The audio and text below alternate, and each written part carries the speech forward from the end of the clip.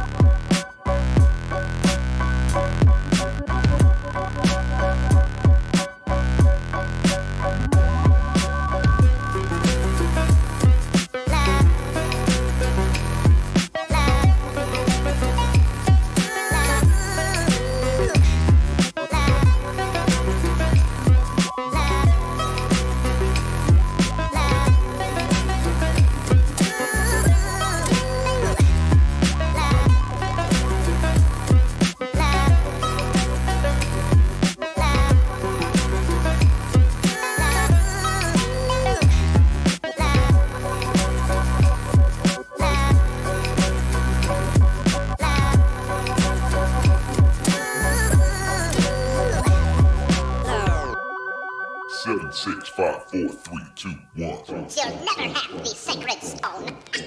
Oh, this you crazy mother.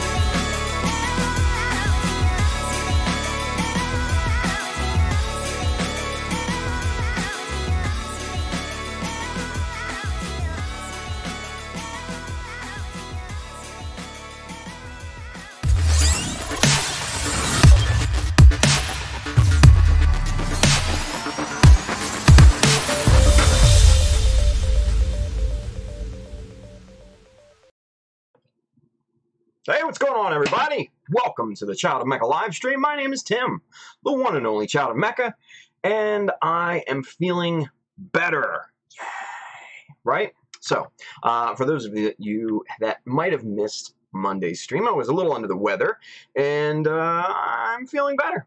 Yeah, feeling better. Feeling better. Feeling much better. So, yeah, all's good with the world, but I seem to be rocking the lumberjack look tonight.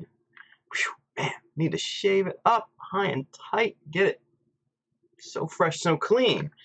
But we're here, and we're going to do some cool stuff tonight. Hopefully you guys are up for that. Let's say hi to everybody real quick. That's what I'm feeling like doing right now before we get into, doing some business for you guys. Let's see who we've got here. Let's see. We got Blue Flash 1982 over on Twitch. We've got Ace Schultzberg Connotier over here on good old YouTube. Gamer Bud is here. Bailey is here. Rundus J22. He says, hey, I'm able to watch the whole stream tonight. Awesome. Awesome. Fudu Bayowi says, hi, all. What's going on? And so good stuff. So thank you for watching, guys. So, for tonight, if the camera would focus, for tonight we're going to continue on working the shoulders, duplicating those super sexy details that we started on Monday. We're going to finish that up hopefully tonight, and maybe do some other odds and ends things if we have time. Don't know. We'll see what the whole thing happens here. See how quickly we can get these things done, right? So first things first, or second or third, I don't know what at this point what order it's in. Rocking the OG Child of Mecha logo t-shirt tonight. I just feel at home in this, So if you want to get one of these, hit up the Child of Mecha store on childofmecha.com. Hit the store button up at the top. You're going to be taken to a page where there's going to be shirts and hats and bags and soon some other stuff. It's really awesome. Go get what you want. It's good stuff. If you want to win this model, the perfect grade ashtray red frame, you need to go and donate to the to the Gumplets Hawk fundraiser / giveaway. We are raising money for the National Alopecia Areata Foundation, and one lucky donor will win that very model. open to everyone around the world, and we've got some other really cool little prizes coming from our good friend Paint Pusher when I'm on. Those little mini resin busts, there's about 6 of those coming our way, and 6 lucky donors will win those as well. So if you haven't donated, now is the time. We're getting good, we're getting a good amount of money raised for this charity, guys. So keep it rolling, keep it going. If you can't donate, if you're not in that position, we understand. Give us a share. Share to your page, your Instagram account, your Twitter, your YouTubes, your whatever. Give us a share, get the word out there, so hopefully we can make a little bit more money for this awesome charity, and we can give these prizes away to some really cool folks. And just, do something that's good. There's not a lot of things that I'm gonna kill this camera by the end of the night if it keeps doing that. I swear. I remember somebody on one of the other previous streams said I'm like Tony Stark talking to the funny arm thing. So this is my funny arm thing, guys. I am the Iron Man. Anyway, so yeah, go donate. Do something good for the world, make yourself feel good, and let's raise some money for some charity. So we got an awesome book tonight, and if you want to see the tools and the books and all that stuff that I highly recommend, hit up the little Amazon link underneath over down here on YouTube, and over that way on Facebook.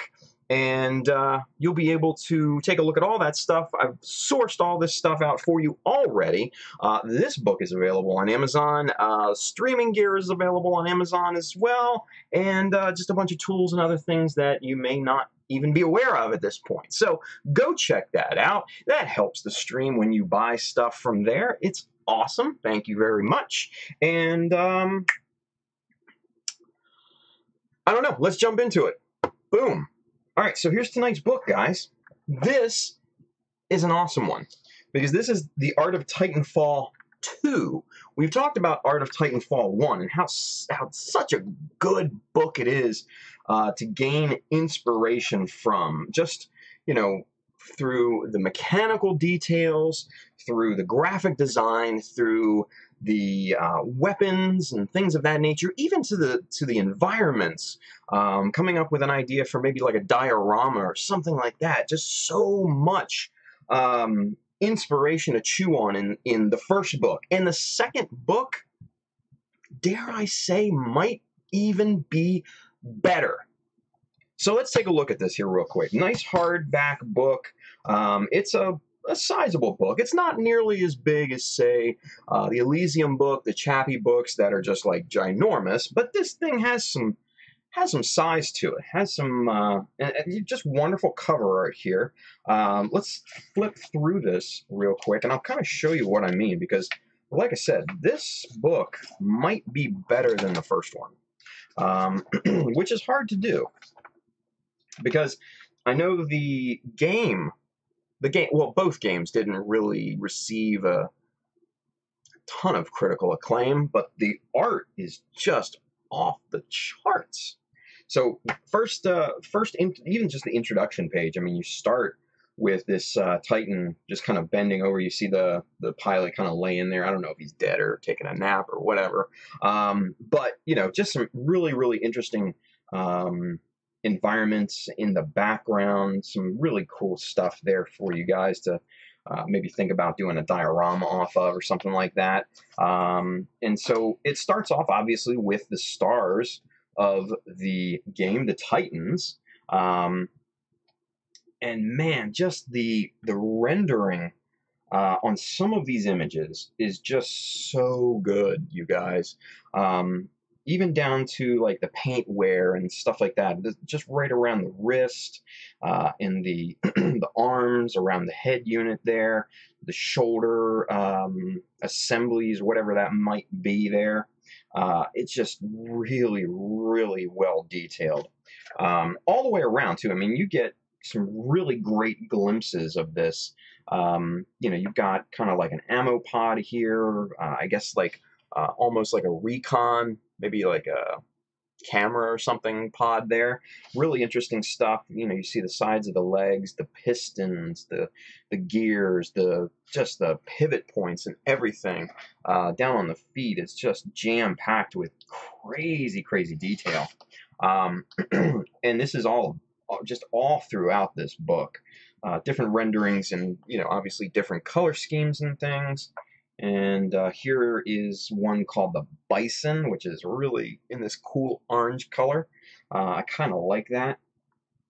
You see kind of the back where kind of the mechanics and stuff are. Just really cool stuff there. And here's one called the Legion. Now, mind you, I never played any of the Titanfall games, so I'm not familiar with these other than what I see in this book, right? So don't give me a hard time if I mess something up, because like I said, this is all the influence of the game that I have is the art, and this thing is really cool with just this crazy looking armor and all this on here on the legs. You've got these kind of almost like a ladder type system to try and basically for the pilot to get up into the cockpit and everything. Really cool stuff. North Star is this one. Looks like kind of a light infantry style mech, fast, light armor type of mech. And then you've got this big boy called Scorch. And this looks very much like one of the Titans from the original as well. Kind of that dome-looking cover for the cockpit and everything. Man, just some of the armor pieces and reinforcement, especially like here, these little reinforcement strips right here on the top of the handguard. That is something that you will see in Gundams and things of that nature. That is a common aesthetic. And man, look at some of these. These are crazy. This one's called the Ronin. Got a little back-mounted sword. I dig it. Even though it may not be practical for a giant robot to have a maybe 35-foot sword.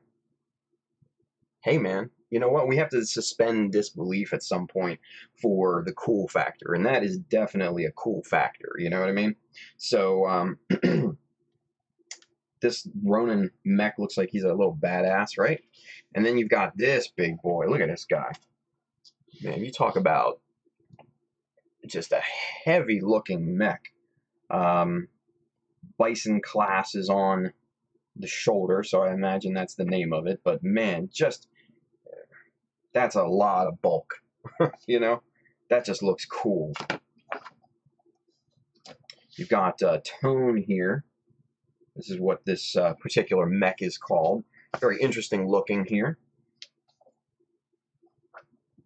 And then you've got, did I miss a page?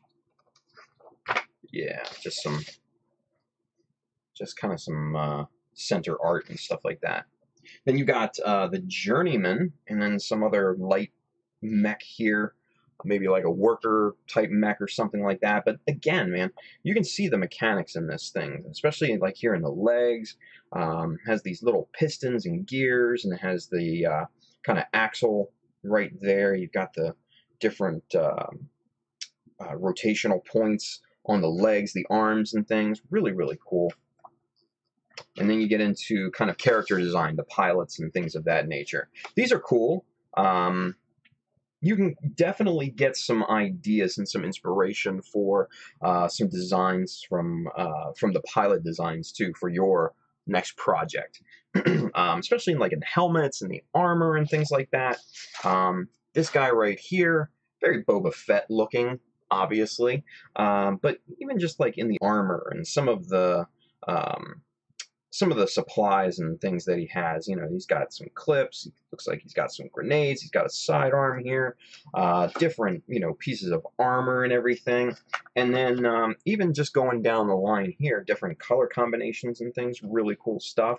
And then this is really cool because you've got like mech style, I guess, pilots as well.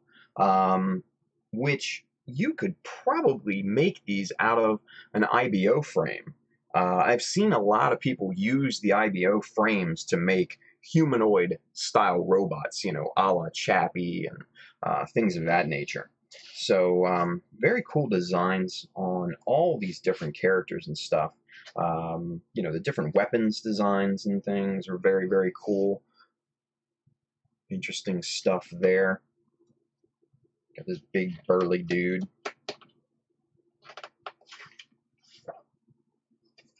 And we'll flip through the pilots here real quick because okay, so here's some pretty interesting stuff here. Weaponry, you can see, make a little bit of a cameo in some of these pieces of art. They have other pages in this book that are dedicated to nothing but weaponry, like right here, weapons and tech. This is where it kind of is the good stuff, at least for me.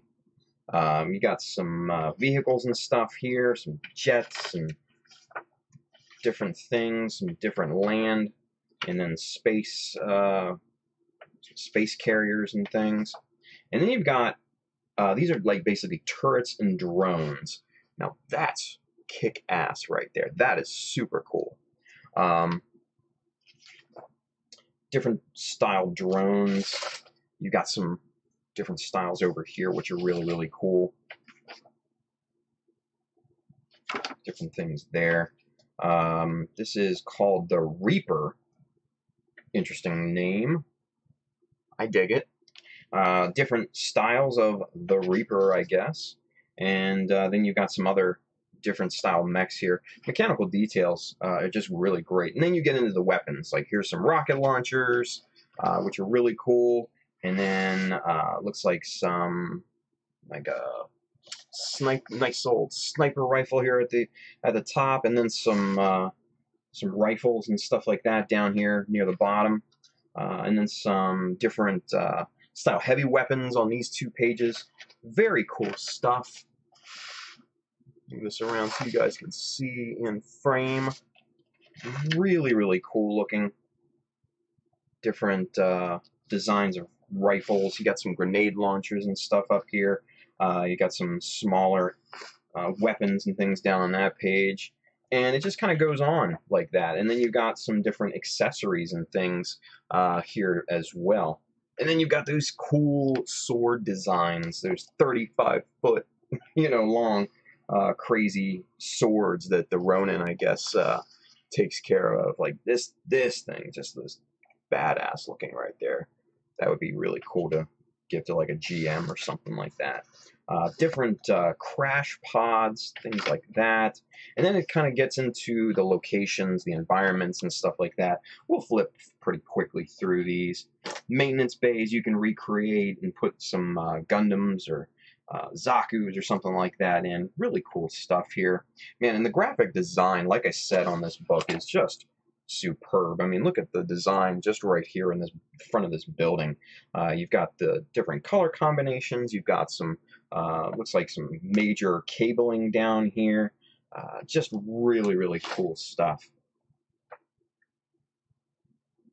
And all over this thing, just really beautiful looking environments that you can kind of go through and really start to pick apart and gain some really, really, really good inspiration for a diorama or scene or vignette or what have you. Just some really cool environments in this particular book. And like I said, man, just you can dig into this thing for hours. We're flipping through pretty quickly. But man, yeah, just a great book, this thing. So, guys, that's the Art of Titanfall 2. So go pick that up. That's on Amazon. So hit up the Amazon link at the bottom or the side on whatever platform you may be watching on.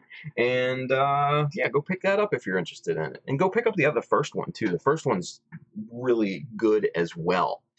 So Rundas J22 says, this is really helping me get ideas for a 144 scale diorama I really want to do. See, that's why we do these things. That's why we go over these books, and I kind of give you, you know, a sneak preview of these books so you kind of know what book might suit your needs. So that's awesome to hear, dude. Really awesome. Very, very cool. All right, so let's get to work, shall we? Let's pull the chopper down here with our myriad of parts and pieces and things. We'll put that little guide off to the side there. So here's the shoulder the original shoulder that we are working off of to duplicate these really nice details. We got the handle glued up. I glued the little round molds there onto the thing, and then I obviously applied it to that while we were away from the stream. So, you know, it wasn't a huge deal. I mean, you guys saw what this looked like on Monday's stream, so that's all good. But next, what we're going to do is we are going to work up to this here. These I just applied a little bit earlier today. They need to be cleaned up, beveled, and then edge scribed to complete that look. And then we need to duplicate this guy from this over here. We need to bring the details from this piece over to this piece, so we're going to work on that first. And of course the camera's not freaking, there we go, now we're focused. So we're going to duplicate all this stuff over onto this one. We're going to work on that first, let this piece dry and cure a little bit longer, because like I said, I applied these plates probably about a half an hour or so before stream. So we're going to push that off to the side. We're going to get this piece off of the finished shoulder so we can kind of look at it in a little bit more detail. So we're there with the vent. We've got the vent, we've got that piece cut out. We've got the strips applied, the backing strips applied, and then we've got the vent set into that spot and leveled to the same height as the finished top shoulder piece. So now what we have to do is we have to apply these side rail details, this plate, and then there's a couple of scribe lines here that we're going to scribe into. We're going to use some scribing jigs for those in a little bit. First things first, we're going to get this top piece applied, and what I did was I already duplicated that part. So let's pull that out here. So there's the part that we're going to be applying to this piece.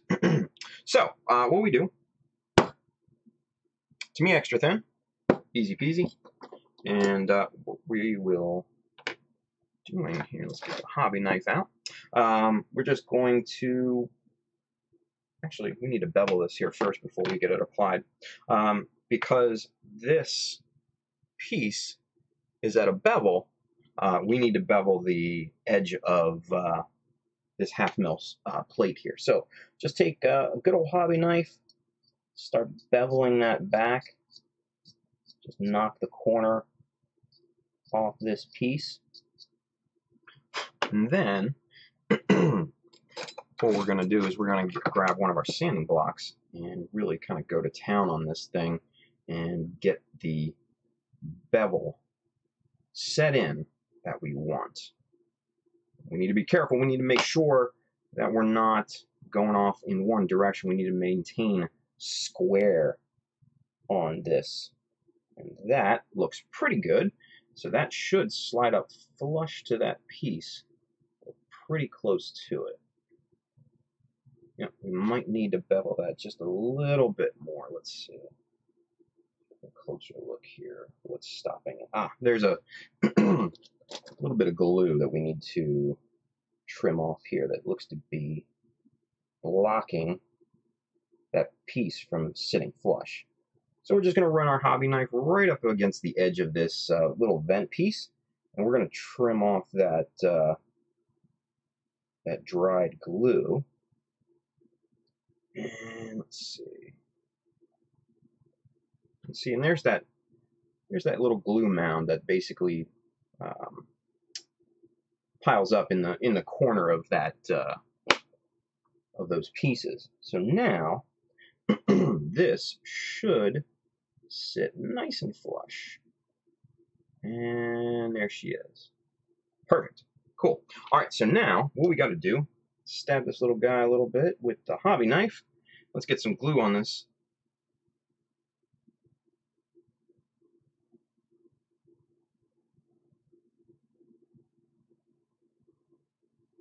Okay. And we'll get this applied. And there we go. Easy peasy. Can't get much easier than that, right?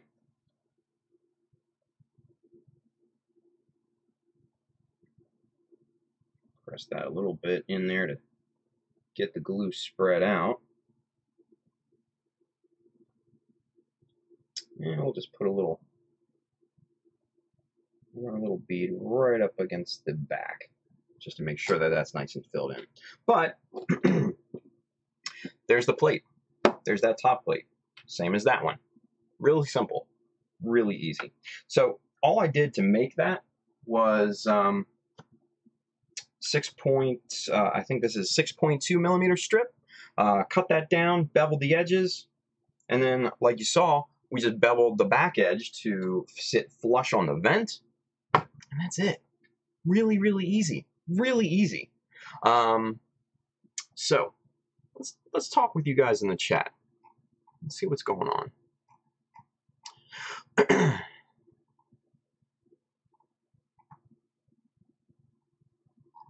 Looks like Andrew's reaching out to Berkana.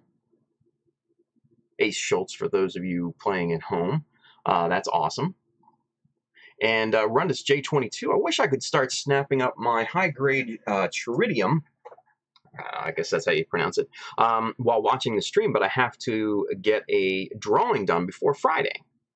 Very cool. Andrew Young's with us. He says, guess what, Tim? I'm going home to work on my kit this weekend. Happy feels. Hopefully you get it done, right? Let's see. It's a bad idea, LOL. I have an exam next week on Wednesday. Good job, buddy. Good job. Let's see. That's a future Andrew issue. Ay, ay, ay.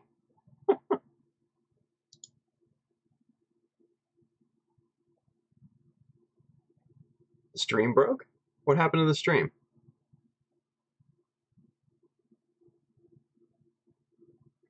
Oh, look at that. Aaron Simons is with us over there on Facebook. He's at work, watching at work. That's awesome. What's up, Aaron? Good to see you, buddy. Thanks for watching. Let's see. Applying a piece of plastic was too powerful for the stream. I didn't notice it, you guys. I'm sorry. Now it's up. Okay. It went down for a few. Wow. I did not know that. It was fine after I refreshed. Sorry about that, guys. I don't know what happened there. I didn't notice it. I was just sitting here talking and bada boom, bada bing. Andrew Young says it was weird, just buffered. Interesting. Well, I know I didn't lose connection because I kept seeing you guys, this chat scroll. So I don't know. I don't know. Anyway, yeah, right? Thank you, Berkana. It's the hurricane's fault. Damn you, Florence. Bitch. Aaron Simons over there on YouTube says, love that Titanfall book, bro. Yeah, dude, it's awesome. It's awesome. Ah, look at that. Okay, Soravan over there on Twitch, holding down the fort. Thank you, as always, Soravan. He says, I didn't notice anything. May have just been him. Or it might have just been YouTube. So I don't know. So thank you for chiming in there, Soravan. Yeah, it might have just been YouTube. And Aaron says it was fine for him down in Sydney. He's watching on Facebook. So there we go, guys. Two definitive answers from both platforms. Looks like looks like YouTube might have taken a dump on us for a few seconds, but we're here. It's all good. Could have been YouTube hiccuping. Yes, I think that's what it is. Rundus J22 over there on YouTube. And Futube always says, yeah, it was probably YouTube, but yeah, you know what? It happens. That happens. So, but hey, it didn't crap out on us like a couple streams ago. So it is what it is. So good stuff there. Jay Lynch is with us. What's going on, Jay? Thank you for coming back. Appreciate that. Andrew Young says, well, just Tim's Hummingbird and Ozzy to block the hurricane. Used to, oh, yeah, no. Shut up, Andrew. I'll use your stupid Xeon to block the hurricane. That monstrosity's big enough. A Schultz says, boop tube. Yeah, right? Derp. Anyway, all right, so now that we've had our fun with YouTube here for the last few minutes, let's get back to work, shall we? All right. So basically what's going on here is the vent is sitting about 1 millimeter up from the base of this piece, the surface, right? So these strips here, I don't want them to be 1 millimeter. So these are actually 1/4 millimeter by 1 millimeter. And let's see if I can find that here. I think this is the one. This might be half. Yeah, that's 1/2 millimeter. So let's put that off to the side so we don't get that mistaken again. This one might be it. Let's see. Yeah, okay. So that's 3/4 millimeter by 1 millimeter strip. So even a 1/4 millimeter, you guys, can be kind of a big deal, because let's really get zoomed in, and I'll show you what a 1/4 millimeter difference looks like here. So on this piece, like I said, this vent here, this vent sits 1 millimeter off of this surface. This strip here comes just a 1/4 millimeter underneath of that. And you can see the level difference of what a 1/4 millimeter looks like there. It's noticeable. It is very noticeable. So this strip railing right here that we're going to apply is 3/4 millimeter by 1 millimeter. And then running up on the surface here, this is just 1/2 millimeter by 1 millimeter to be flush with the plate. So, that's, yeah, 1/4 millimeter can be huge and very noticeable.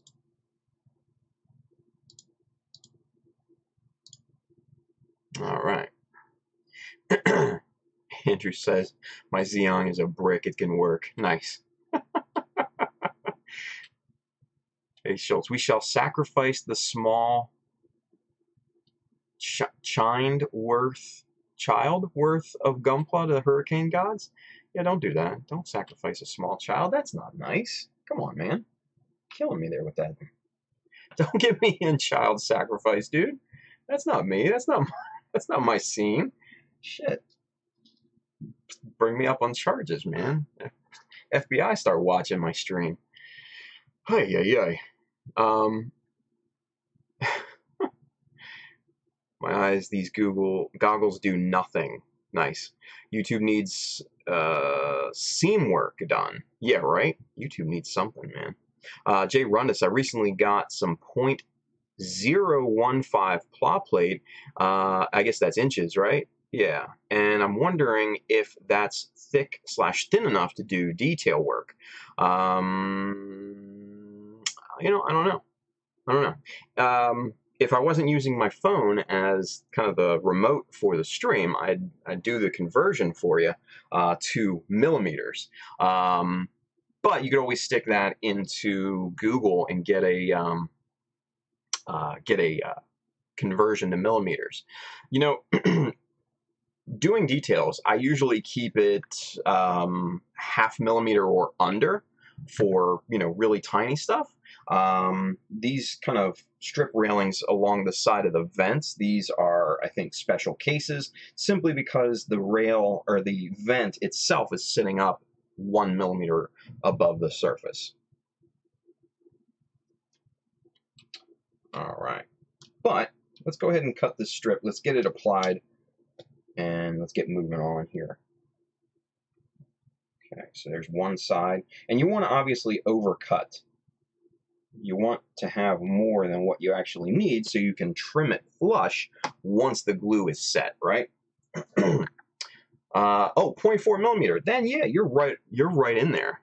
That's good. If it's 0.4 millimeter thick, then yeah, that should be good for detailing. You know, for plating and stuff like that. Yeah, that should be fine. That should be fine. All right. So what we're gonna do, we're gonna put the finished piece off to the side. We're gonna get our Tamiya extra thin over here, and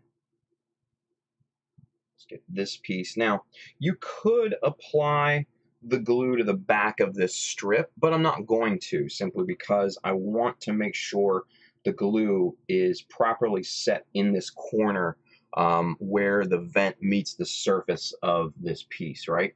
So what I'm going to do is I'm just going to apply glue right there along the corner, and then set the strip right in place, and then start pressing that down so that the solvent has an opportunity to start melting those pieces together.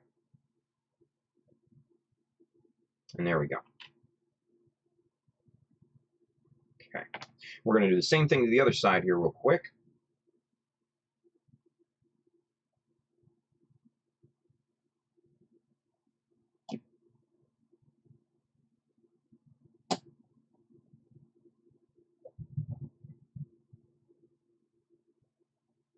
And obviously there's going to be a lot of overhang here, which is what we want. We want to be able to have enough strip on here to trim that away and make it flush to where we need it to be. Because we're going to be strapping over onto this surface with some other strip. So we need to be able to cut this flush with this surface. So we're going to put this off to the back here. We're going to let that dry. Excuse me. So next thing we're going to do is we're going to grab our shoulder, front shoulder plate, front or back, and we're going to duplicate these plates here. So we've got the plates applied here. We're going to get them applied to this piece. Again, duplicate your parts when you have the opportunity. You don't necessarily have to apply them all at the same time, but keep them in a little box or baggie or something like that, and you'll have those for later. It's easy, much easier to duplicate your parts first and then go back and apply them afterwards. Okay, so this is basically what we're looking for. Let's kind of set these on here for a quick dry fit.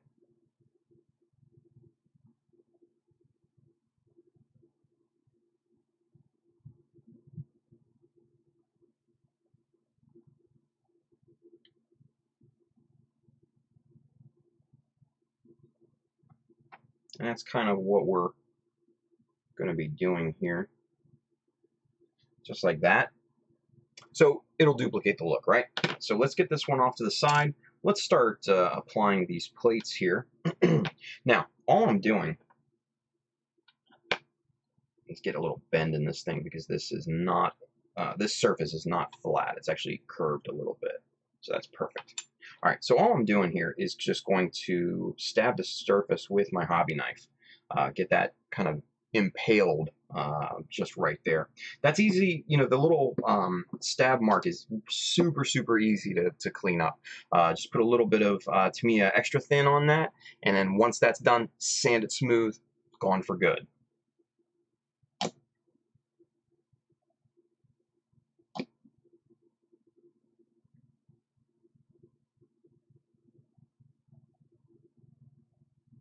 Okay. And we're going to set this in place. Okay.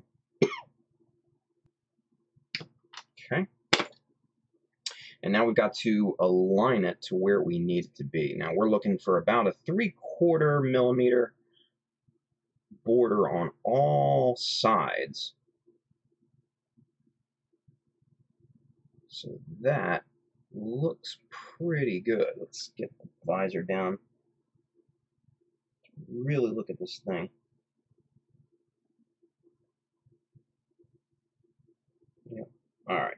So that looks nice. That looks to be in place where I need it to be. Compare it to the original here. That looks pretty dead on. It's looking good. I like it. I like how I'm seeing it.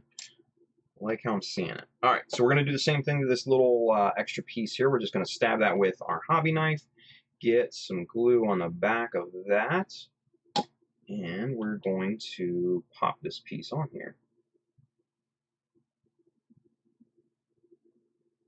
There we go. All right, so now what we've got to do is we've got to line these two pieces up here. So,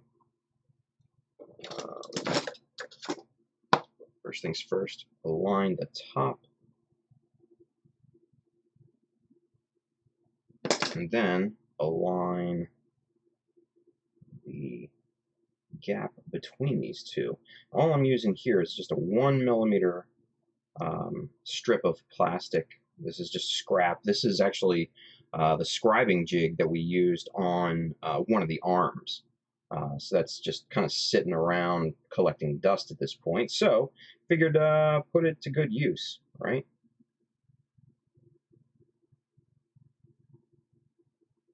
So get that moved over there to there, and that looks pretty good. Okay, so now pull that out, and that's exactly, there's exactly a 1 millimeter gap between those two. Let's check flush on top.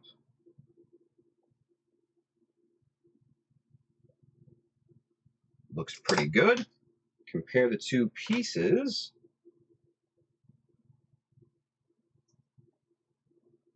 Not bad. Yeah, not bad. All right. Very cool. All right, so we've got two small procedures done so far this evening. Let's talk, shall we? Let's talk to peoples out there. Let's see. Algis Coon's with us. He says, "Oh no, did I miss cutting styrene?" No, actually, we did this 2 streams ago or 1 stream ago, maybe. I don't know. Let's see. Scroll back up. Scroll back up. Scroll back up. Let's get caught up with you guys.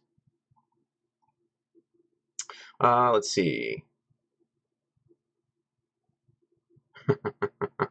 Evergreen typically comes in 0.25 and 0.5 millimeter.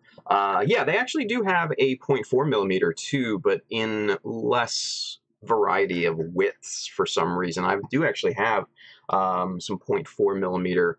I just bought it for shits and giggles when the local store was closing. So they do have those as well. But yeah, Bailey is actually correct over there on YouTube. 0.25 and 0.5 millimeter are usually, your 2 and 1 millimeter. You're going to be your prominent widths or thicknesses for strip and plate and all that good stuff from Evergreen. Let's see. Andrew Young says, PZ Young is for the cool college kids. Sure, why not?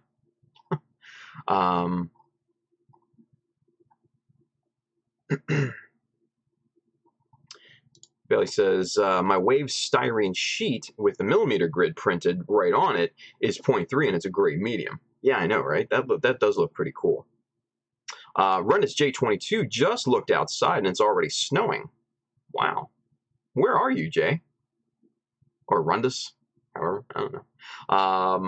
Must be somewhere it's cold. Let's see. Andrew Young, how do you go about duplicating? Do you just make the master part and super glue it on PLA and just cut around it? Bailey says, that's one way. Very little super glue, so you can separate after. Bailey says he did it in the last stream. Yep. Andrew Young says, did he? Forgot to watch it. Well, that's on you. Catch up, Andrew. Rhonda says, that's a neat trick. He says, I think the hardest part for me would be precision. Yeah, you know, and precision is always going to be the toughest part when duplicating parts. But if you go back and look to see kind of how I did it a stream or two ago, I actually addressed how to get perfectly duplicated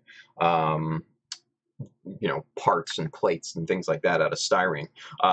You're going to need one of these, though. These little, you know, T squares or like an L square. Just some sort of square, just so that you know you have a right angle. That's going to be the important part, right? So, yeah, go back, check it, catch up on it. That was a good one. But that knife trick is really handy. Yeah, I mean, it's just kind of an old modeler's trick. You just kind of stab it and go from there. So yeah. Let's see. Andrew Young says, yeah, when he showed it at the kitchen, I started to do that as well. Oh, the duplicating parts, nice. Algis Kuhn says, by the way, what thickness are those you're using? Great question. On here, they're actually 1 millimeter, so they're thick, right? And that's kind of what I wanted. I wanted beefy looking plates on these parts. Now, one of the things that we're going to do in just a few moments is bevel those parts, because I don't want those hard edges. I want the parts to be a little softer. So on this one here, if it'll focus, you can see maybe where those bevels are right there. So that's all these white, this white plate here is all just hand beveled.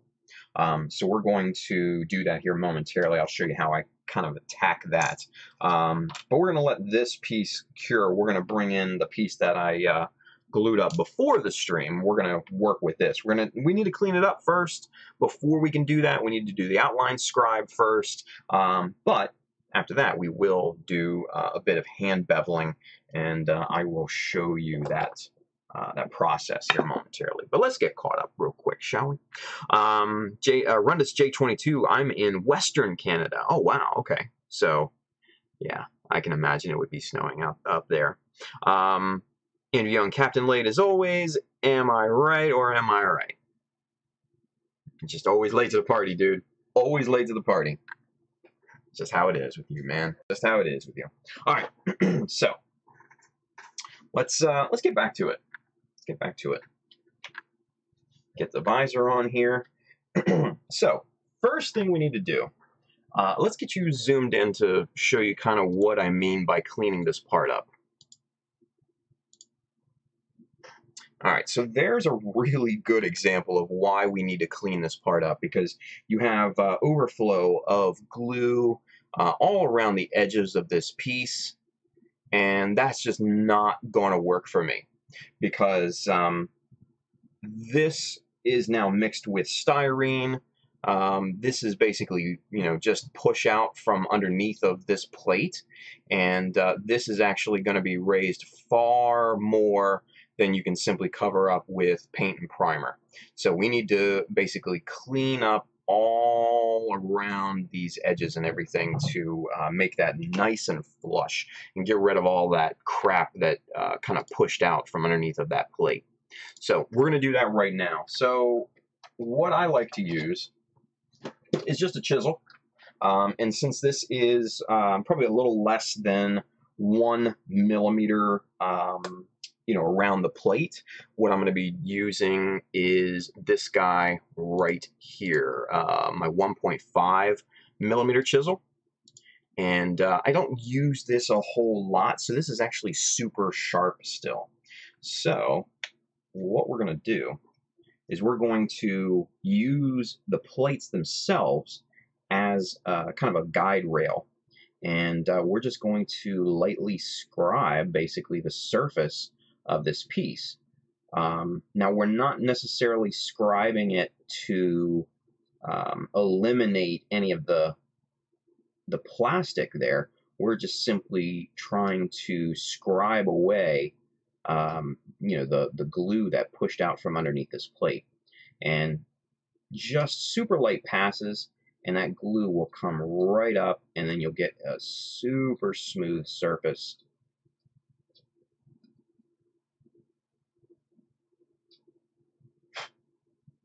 Now, since I glued this right before the stream, it looks like some of this glue still has not completely cured 100% yet.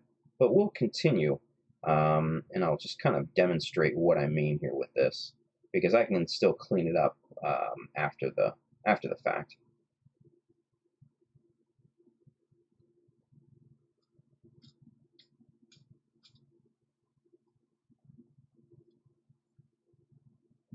Okay. Looks pretty good so far.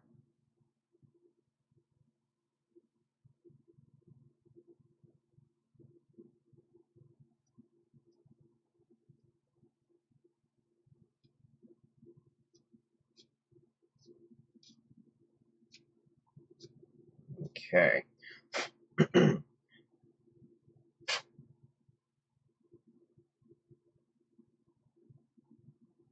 This trick works really, really well, you guys. Just kind of to clean out small borders like this. Now, obviously, if this is going to be a more expansive surface, you're not going to want to use a chisel because that'll take you forever, and there's a lot of room for error in a larger surface. But since this is so kind of tight to the piece, this works really, really quite well. Now, you can also use your knife and get most of that junk out of there as well. But you do run the risk of leaving blade indentations in your piece, which is not necessarily exactly what you want, especially if you're not, doing like a outline scribe like I'm going to be doing. The outline scribe actually helps to hide any problem areas and things like that, but the reason why I do it is to give a nice kind of part separation look to the pieces.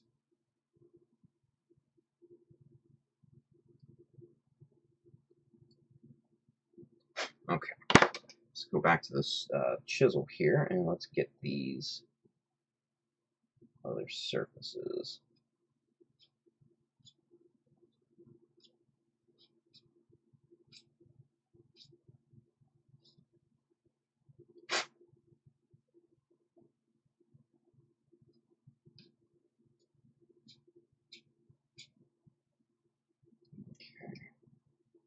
Looking pretty good so far.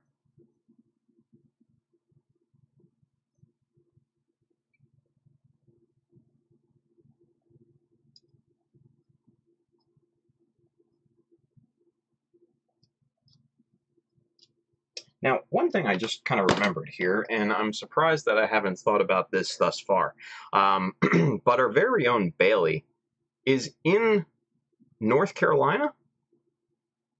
And Bailey, are you anywhere near where the hurricane is going to hit?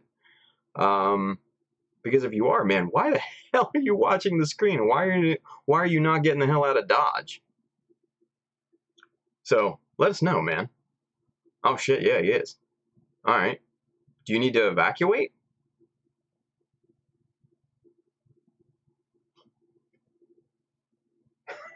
Hey, Schultz says the dead zone. Man, don't say that. That's not nice. Come on now.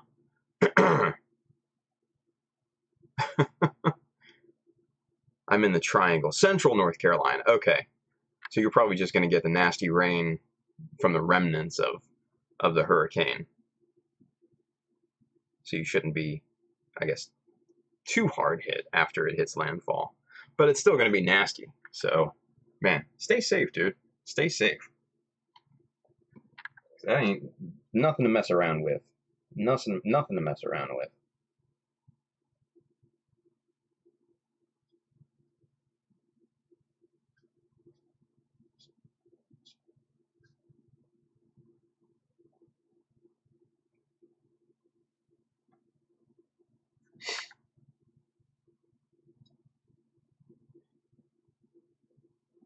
Okay, cool. So Bailey says, at this time, we are out of the worst of it. Yeah, cool. Okay. A. Schultz says, I think most of the Carolinas is going to get a lot of rain. Yeah, probably. Get that moved up so I don't look like a total dork. Andrew Young, Tim, didn't you get hit by Hurricane Sandy? No. I'm in Maryland, dude. I'm not in New Jersey or any place like that. Being in Maryland is like really one of the best places that you can live to avoid natural disasters because number one, we don't get hit by hurricanes all that much. We don't get tornadoes, but maybe once in a blue moon. We don't have earthquakes. What else? We don't have to worry about wildfires. Yeah. So it's a good place. It's kind of like your Goldilocks zone of natural disaster here in Maryland. I lucky, I guess, right? Bailey says, but we are still prepped for whatever. Good. That's good to know. Good to know. Yeah, I agree with A. Schultz. Berkana, yeah, if it gets any worse, get the hell out of Dodge, yeah. Strap your roof down with some nice 3-foot anchors. Nice. What? Bailey says, LOL, we are going to stay over by family. My house is surrounded by tall-ass trees. Yeah, that's never fun. That is most of the hazard in this area. Yeah. Andrew Young says, had no power for 3 weeks during Hurricane Sandy. Ouch. Sucked so much. No phones, no internet, no heat, and it snowed. Ouch. Rundus J22, here we're usually safe from natural disasters, but half my hometown burnt down from bad wildfire 2 years ago. Wow, sorry to hear that, man. And it's just, it seems to be just cold up there because, man, it's September. It's still basically summer for the most part down here. I mean, hell, we're still, 70s, 80s Fahrenheit here, normal high temperatures, right? So, wow, yeah, it's cold up there if it's snowing, dude. It's cold. So, but yeah, hey Bailey, man, be safe, buddy. Be safe. We're all thinking for you, thinking about you, pulling for you, buddy. So, A. Schultz says, "Oh man, that's gnarly. I'm in Colorado. We have wildfires a lot." Andrew Young says, "Oh yeah. How's the cold? How's the cold you got?" Oh, sounds like, yeah, I am feeling better. Thank you, Andrew. It was 2-3 days. Started feeling a little bit better yesterday. Felt, fine today. So yeah, we're back to normal. Yeah, Bailey. Hey, you know what? We're family, bud. We're family. So let's we watch out. We, and at very least, think about it, right? So stay safe, man. Stay safe. All right. Let's finish up the cleanup here on this guy real quick.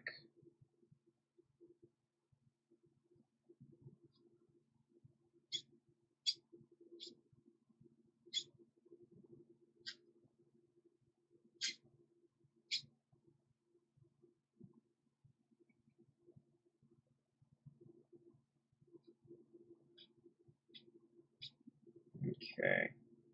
This is looking pretty good. This surface right here getting on my nerves a little bit. Just for some reason doesn't want to get even. But I think we just got it. So that looks good there. All right. So let's start to take care of this top edge.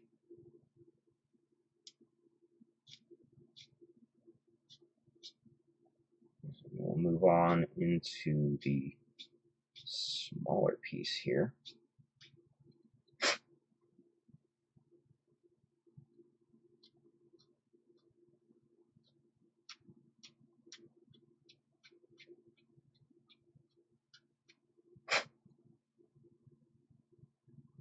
Okay.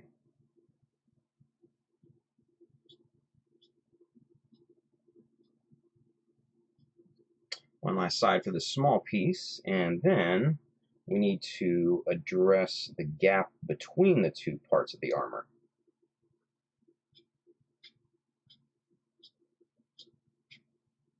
All right. So since this is 1.5 millimeter, and we know the gap between these two parts are 1 millimeter, we are not going to be able to use this because it's not going to fit, right? So chisel discipline. Boom. So what we do is we get our 1 millimeter chisel. Surprising, right? And then we just go to work doing the same thing in between this gap. And that's where a lot of glue seemed to have kind of pushed out from underneath of the parts here. So get that cleaned up here. We're going to need to do a little bit of evening up here on the top since we started using the 1. And we're going to put this away. We're going to grab our 1.5 again just to even up some surfaces here on the top. And this should be good to go.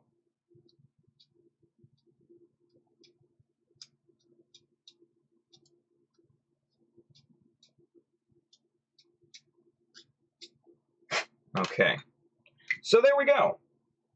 We have a cleaned up part. Let's get you super zoomed in on this so you can kind of see what a difference this chiseling makes.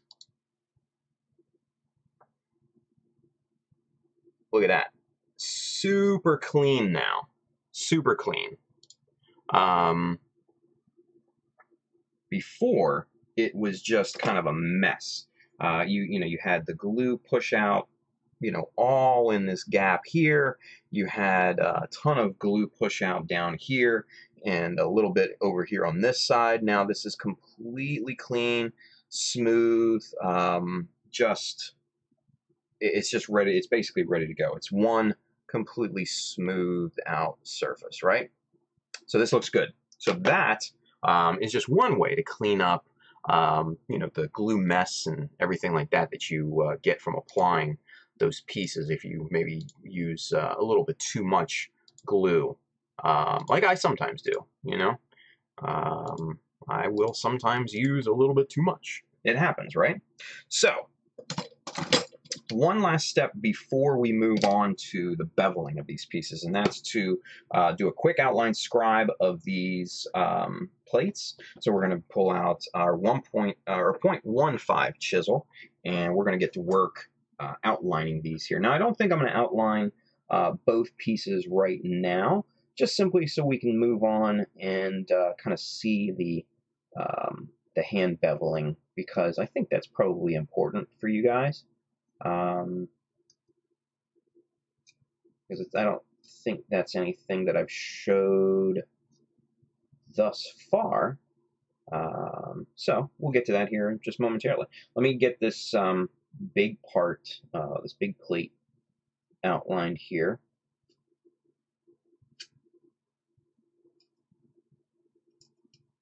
And like I said before, we do this for a number of reasons, or at least I do this for a number of reasons. I do it so that it will give a look of separation, because you're going to, with the scribe line, you're actually going to gain a natural shadow between the part and the surface that it's applied to. So it will inherently look separated.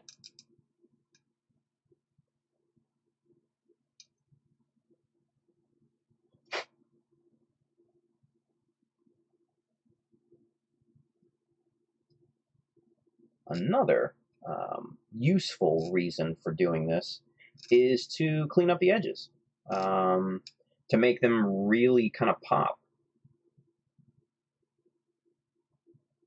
Because if you do an outline scribe and you use the part, obviously, as your guide, you're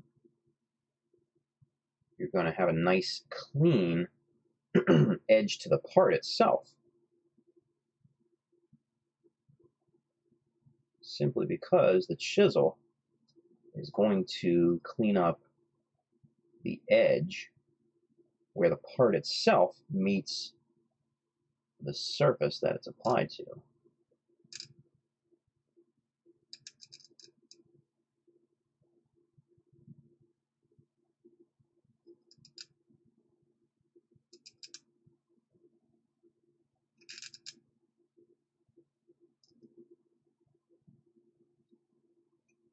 Alright.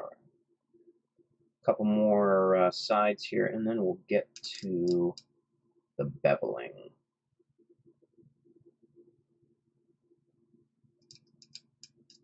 Whoa. Well, I'm going to need to fix that. Chisel just ramped out of the line, and it scarred the surface. Not a big deal. Little super glue in that, and it'll be good as new.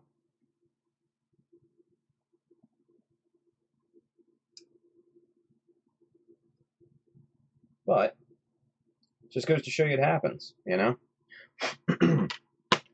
Ramping out of the line happens to everybody. Oh, not in focus. Yeah, sorry. It happens. Trying to focus on what I'm doing and not really focusing on what the camera is up to right now.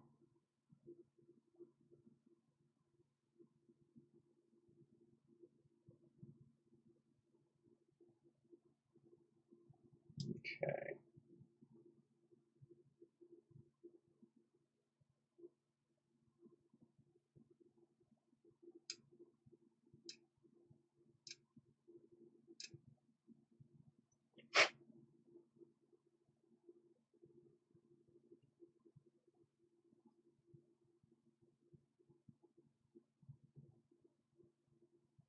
That material out of there, so we don't have another ramping situation on our hands. So that's not a good thing, right?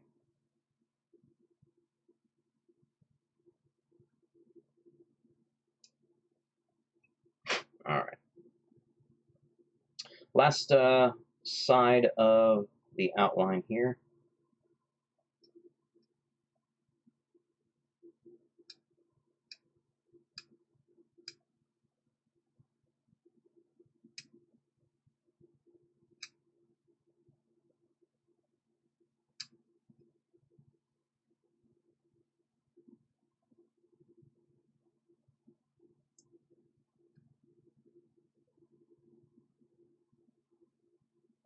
Okay, so that looks good. That is now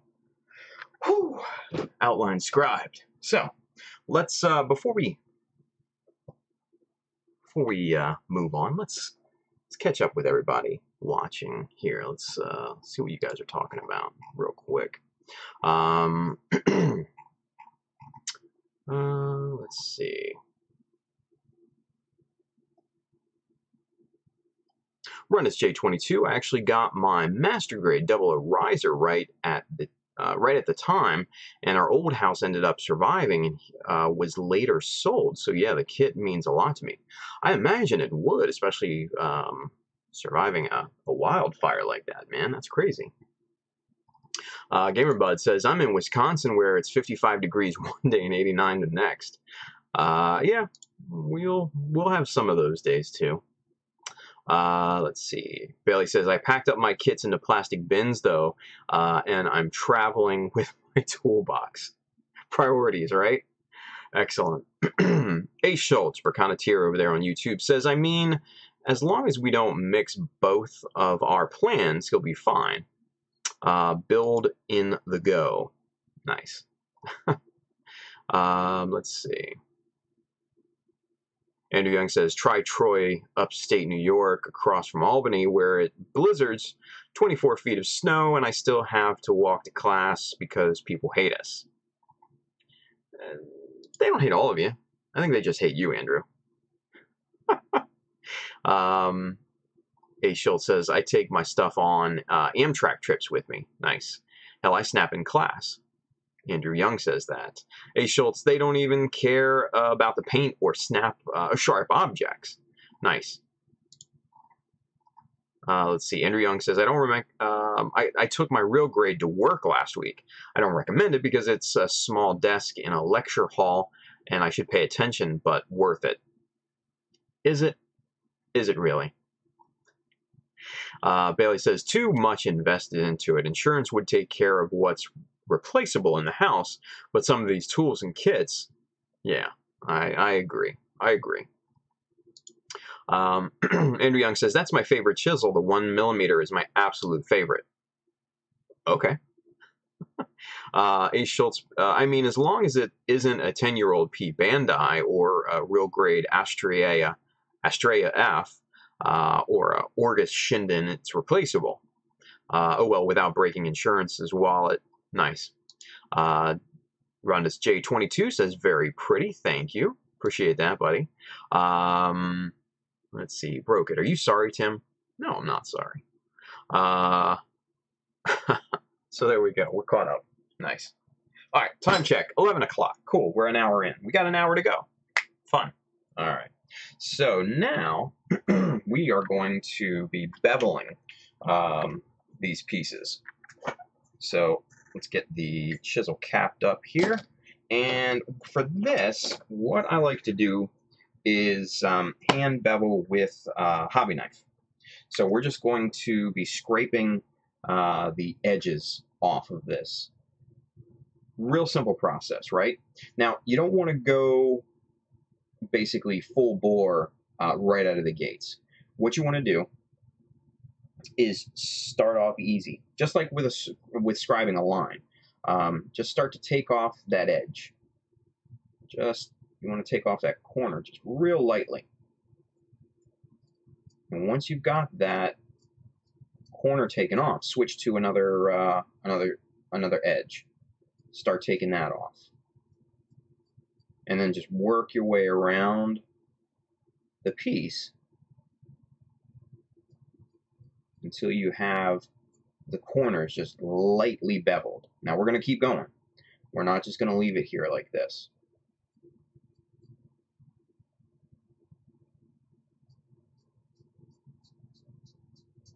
We just need to take the corners off. That's the main thing that we're doing first, is just taking the corners off.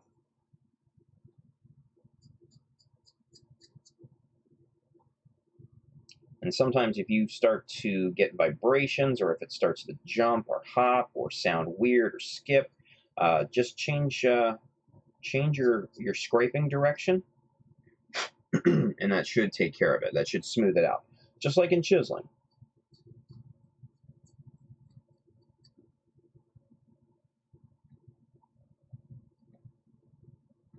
Okay, so now that we've made it all the way around, now we can kind of start going a little bit more and applying pressure.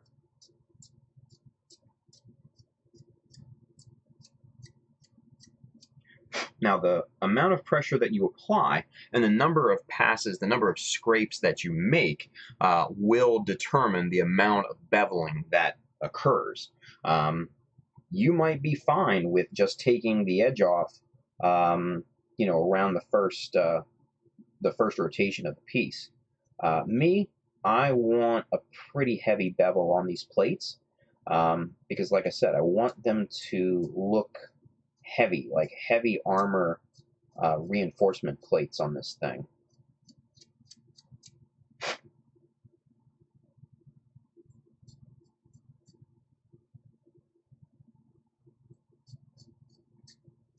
So we're just going to keep working our way around. And the important part is to keep the sides as even as possible. Keep that bevel as even as possible, as much as you possibly can, I should say. Wow, English. You don't want to get too far ahead on scraping a bevel on one side without doing it to the other corresponding sides that it's connected to. Or you could get some weird unevenness going. So what I like to do is bevel a little bit, stop, rotate it, keep going, keep working it around, and then just keep basically just repeating that until you get the amount of beveling that you want. Now, the short sides are both the easiest and the hardest to bevel. Easiest because they're the quickest. They'll bevel really, really quickly because there's just not much. There's just not much there. The hardest is because evening those up can be tricky.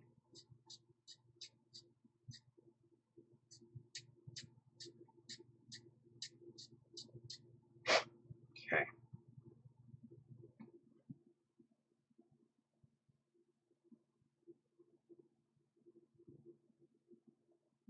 Now, I don't know about you guys, but I was on Instagram just before the stream, and our good friend Baraka Saza is posting some really encouraging stuff on his Instagram page.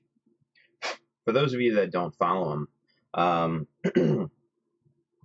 he's been on the stream before. He's been in the chat and stuff like that. Him and his wife Iris, and man, he is taking the stuff that we've done here on stream, and I'll tell you what, he's really running with it, putting all of the information to really good use, and really kind of stepping outside of his comfort zone and doing some really cool stuff. So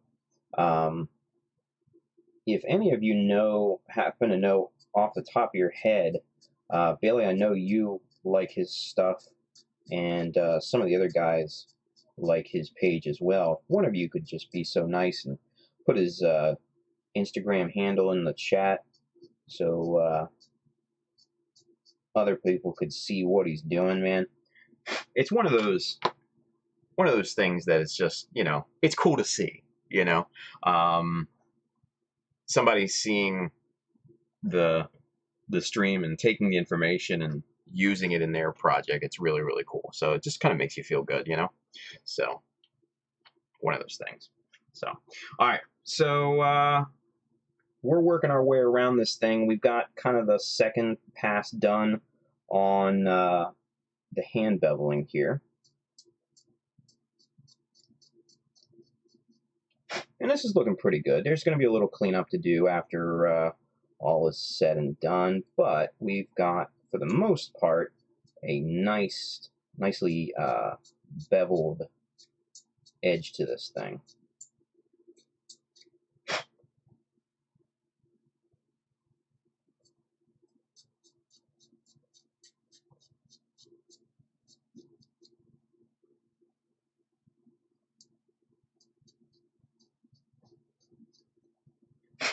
All right. Whew, a little warm in here, you guys. A little warm in here. Mr. B. Plemo Builder. Thank you, Bailey. I appreciate that, buddy. That's awesome. Yeah. Barack is Barack's doing the thing. I like seeing that. Andrew Young, why is Instagram cancer? Where do you get that from, buddy? I think Instagram is cool. I don't know. That's just me. I think there are more highly skilled builders on Facebook, mind you, and Twitter,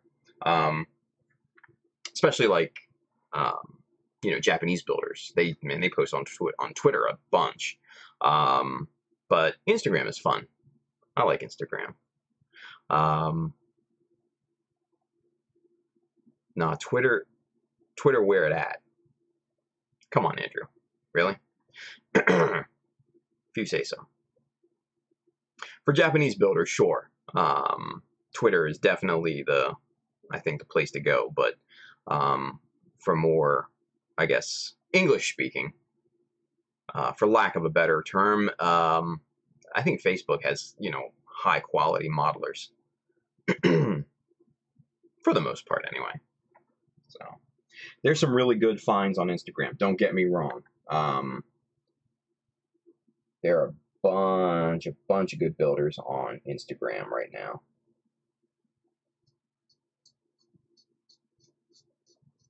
But just not as many.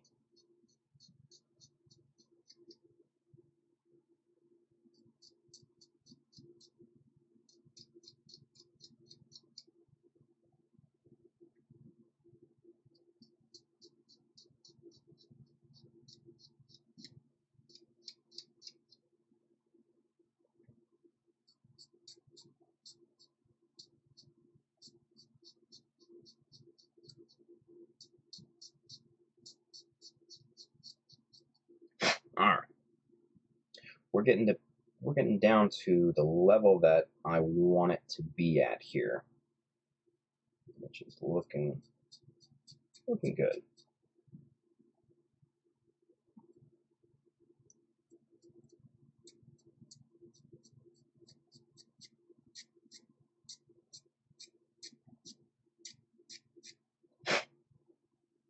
Okay, so let's get super zoomed in and see kind of how this went, right? Oh, look at that. Well, I don't know if he's still watching, but our good friend Kevin Zhang was watching over there on Facebook, and I didn't notice. Damn it. Kevin, if you're still watching, man, what's up? That's Mr. Dash for you guys. You know, he sells the chisels. We covered it. We reviewed his book, The Whole Nine Yards, several weeks ago. Overall, good dude. Wonderful builder, too. So, Kevin, if you're still watching, what's going on, brother? If not, if you see this, what's going on? All right, let's get zoomed in, and let's take a look at what this bevel kind of looks like here. All right, so let's turn this up on its edge.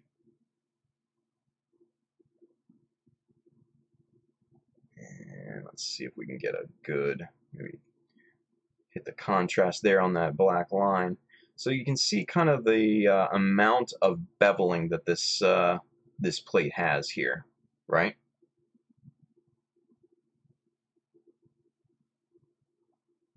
Looks pretty good. Even all the way around, which I like. A little bit of cleanup, like I said. I think I went a little overboard on this side, and I scratched the surface right here. So that's not a big deal. That's nothing that a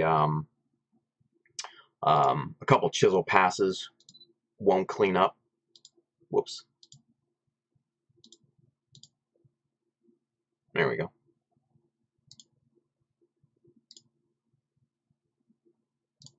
So there we are. Good stuff. Good stuff. All right. So let's clean that up just real quick. Just with a chisel here.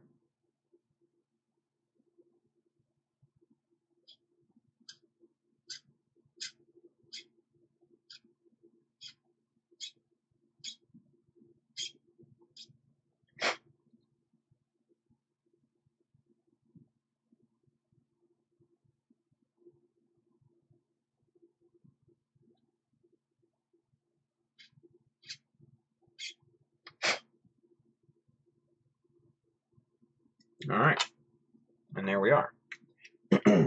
Those scratches are completely eliminated now because we just basically trimmed off the top layer of this piece, and that's all it takes. Really simple. Really, really, really, really simple. So now, let's see. Let's compare and see what this looks like now. Now, obviously, these two little panels here and here are not beveled. This one is not beveled yet, but this one and this one are both beveled, and man, they looks good. I'm happy with it. Good stuff. Good stuff there. All right. So, let's see. No, looks like Kevin is no longer watching. Damn it, Kevin. Bailey asks, Tim, what would you do to get a bevel that starts right at the original shoulder piece plastic? So you want a bevel, a complete bevel, not a flat part and then bevel like this, right? For that, I would absolutely bevel the piece before you put it on. Because it's going to be near impossible for you to get that bevel any sort of clean at that point. So do it ahead of time. That's what I would do.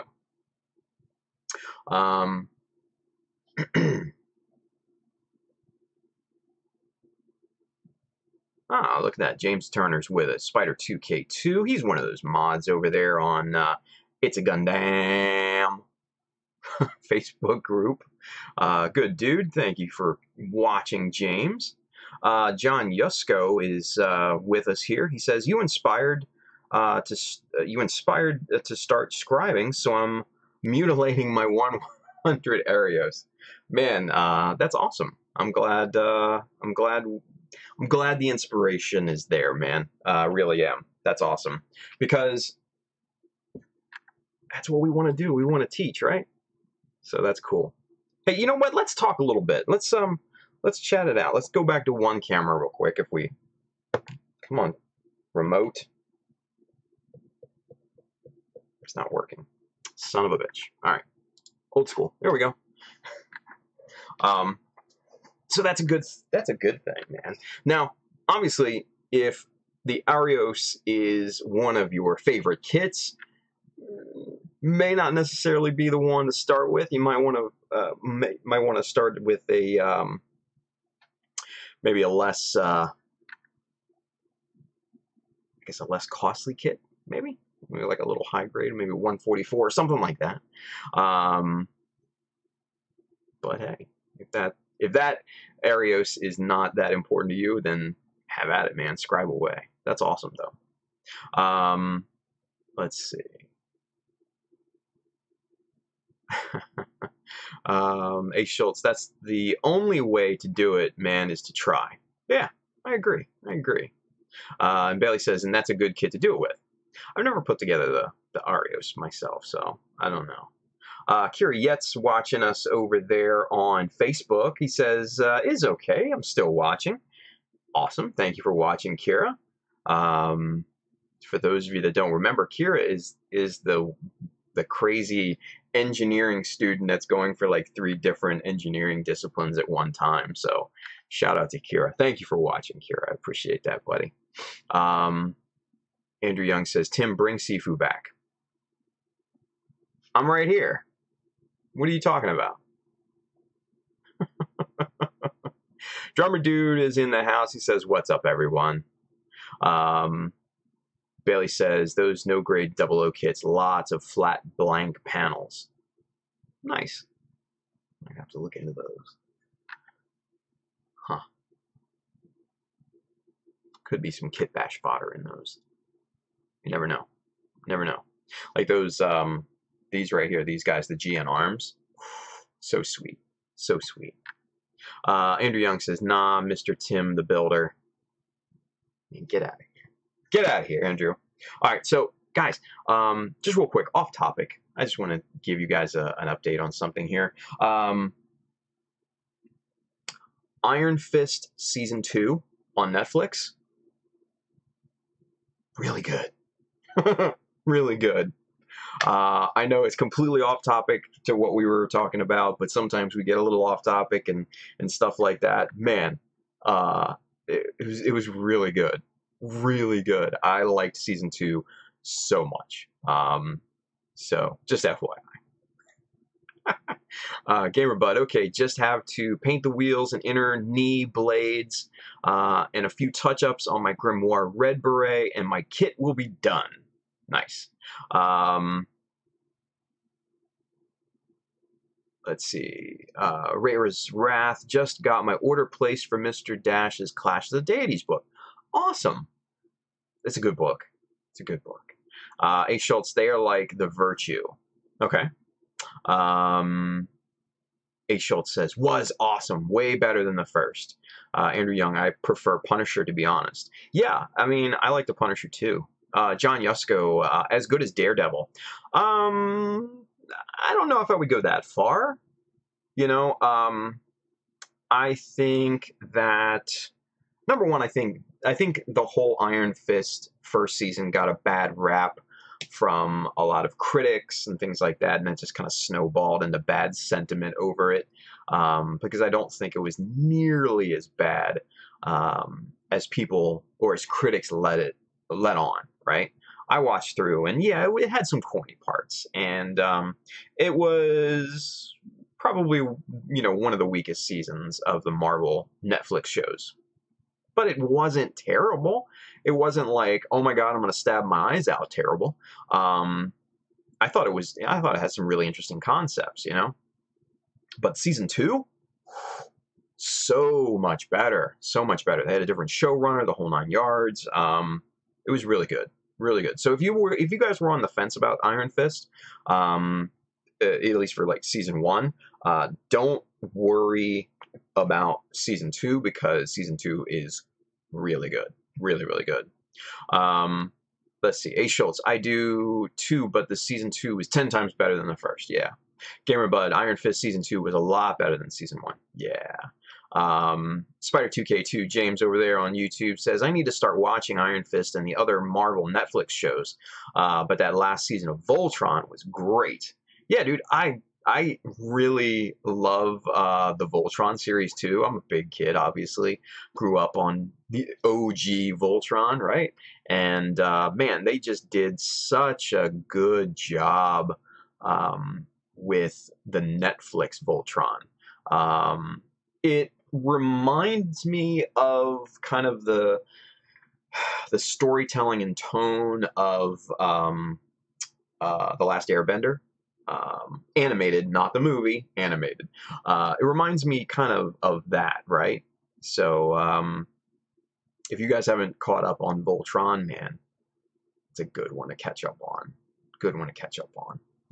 Andrew Young, out of all the Marvel series on Netflix, I definitely enjoyed The Punisher the most. Yeah, that was really good. Barenthal was absolutely 100% hands down the best choice for Frank Castle, man. I just don't know anybody else who could channel that kind of raw, visceral intensity of what, Frank Castle would have gone through. Just so good. So good. Freddie Torres is over there on Facebook. Freddie was wrong, for those of you guys playing at home. Go check out his balls. His balls are really great, both of them. They're both blue. He just finished the diorama piece for his balls. And man, so his balls are displayed very nicely. You can see his balls at SCGMC in November, by the way. So if you're into that, go check out Freddie's balls. Sorry, Freddie. I can't miss an opportunity to do childish innuendos. I just can't. So, let's see. John Yusko, the shot of Daredevil fighting people in a hallway all in one take is one of my favorite scenes in television history. Dude, yeah, it was really good. That because they were all, it was like all dark and they couldn't see him and they were firing away and everything. And that was really good cinematography. So I agree with you on that. That is a great shot. And honestly, the cinematography on Iron Fist season 2 was so much better. Like every shot was composed really, really well. There are just some crazy angled shots and things like that in it that just kind of give a depth and feel to that season just so much differently from the first. So I think the switching of the showrunner had a ton to do with it. Come to find out, the showrunner from the first season was the same guy that ran the show in the Marvel Inhumans on ABC. Oh, that was so bad, you guys. I don't know if any of you actually watched it. I admit I watched it the whole season, and it was just straight terrible from minute 1 to the last minute. It was bad, you guys. It was really bad. The hype on that was legit.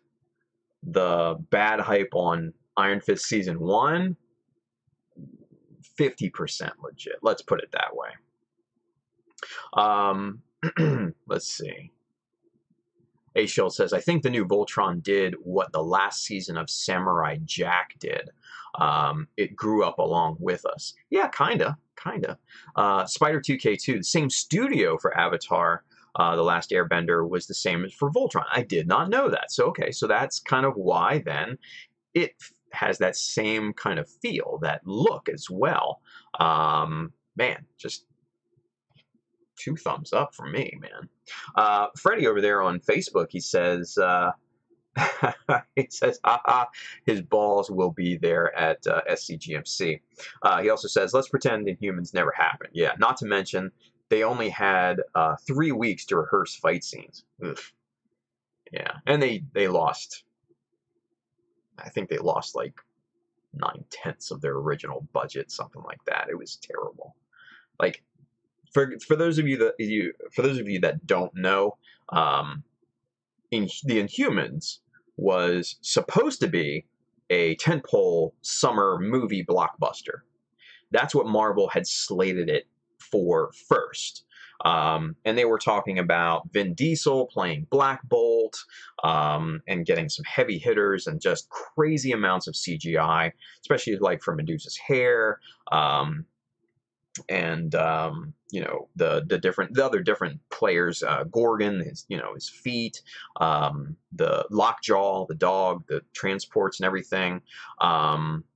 They were supposed to have a huge super budget for that, but then something happened and it got relegated to an ABC show. So it's like, how the mighty have fallen. It was bad.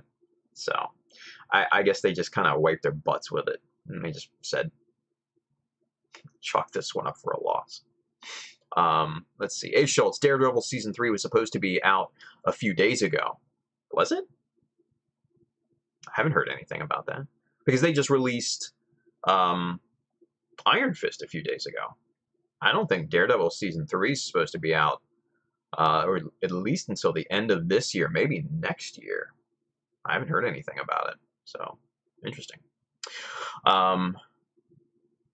Let's see. A. Schultz, is that the same as the Agents of S.H.I.E.L.D.? Because Agents of S.H.I.E.L.D. have Inhumans in it.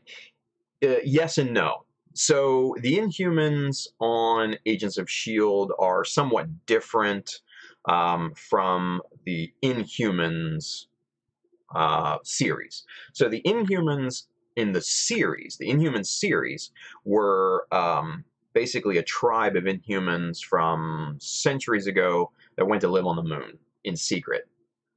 I know, far-fetched, right? The Inhumans on Agents of S.H.I.E.L.D. are more recent. They're basically Marvel's answer to mutants, right? Because obviously with Sony owning X-Men and the mutant, genealogy, Marvel couldn't use those, in shows and movies and stuff. Obviously now with the Sony Marvel merger, sky's the limit. We could be on the dawn of a new renaissance of superhero movies, right? So that's exciting. But yeah, so the Inhumans in terms of Agents of S.H.I.E.L.D. Were basically Marvel's alternative to using mutants, right? So that's basically how they were. Gamer Bud says, yeah, Inhumans was terrible, like DCEU bad. Andrew Young says, speaking of DCEU, Henry Cavill is out of here. I heard reports earlier today, because I kind of keep up with Slash Film and some of the other movie sites, that, yeah, he cut ties, but then DC kind of came back and said, no, let's not say that just yet. So I don't know. If anything has happened in the past few hours, then I don't know. But if Cavill leaves, then DCEU is pretty much dead on arrival at that point, because I think he was the one shining star in that whole series, aside from Gal Gadot. So it is what it is, I guess, right? Gamer Bud says, and now we're getting a Supergirl movie, which is cool, but to cut out Cavill kind of sucks. Yeah, that would.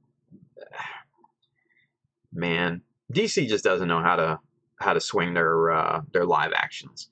Man, for those of you guys that don't know, DC animated movies are legit. Like, I love DC animated movies. Like, pretty much all of them, right?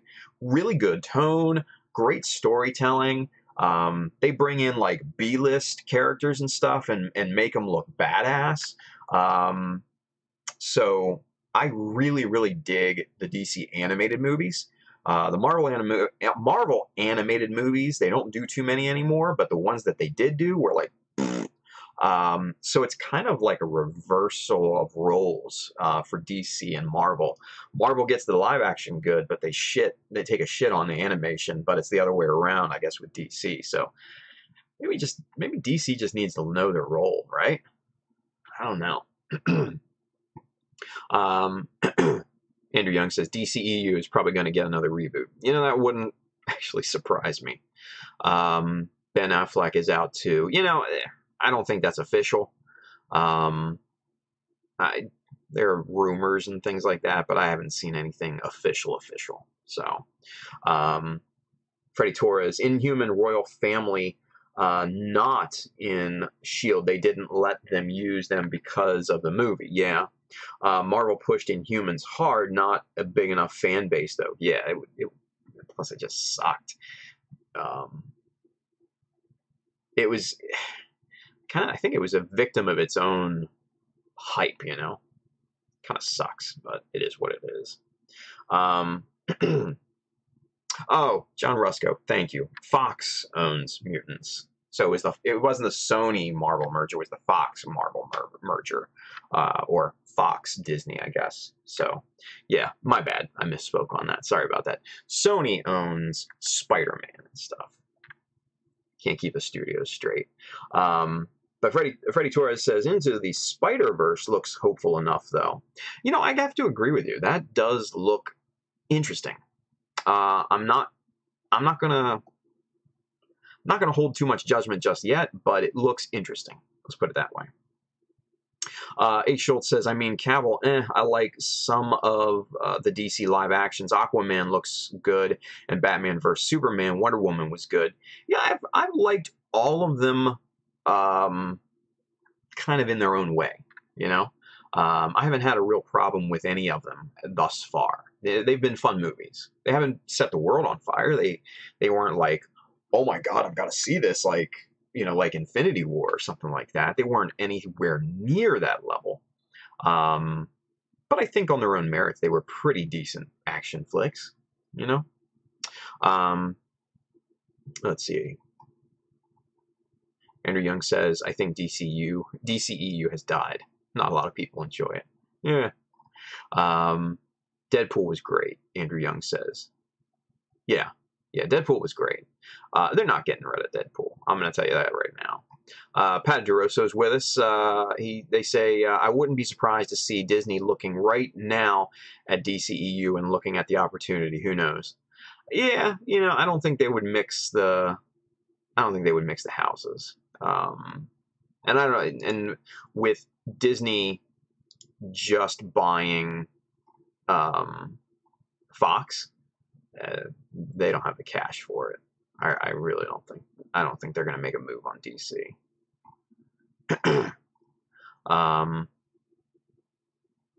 A. Schultz, good. On breaking news, the hurricane is now at a Category 3. So that's actually good. That's actually downgraded from what it was. So for those of you that don't, around the world that don't know, the U.S. right now is kind of in the path of a major hurricane. The southern east coast of the U.S., several hundred miles below where I live. I'm not anywhere near the path. I probably will just maybe get a little bit of rain, but nothing crazy. Maybe not even rain. But our very own Bailey, he is kind of in that vicinity. So we were talking about that a little bit earlier. But it does, A. Schultz just said that it was downgraded to a level 3. It had jumped in one night to a level 4.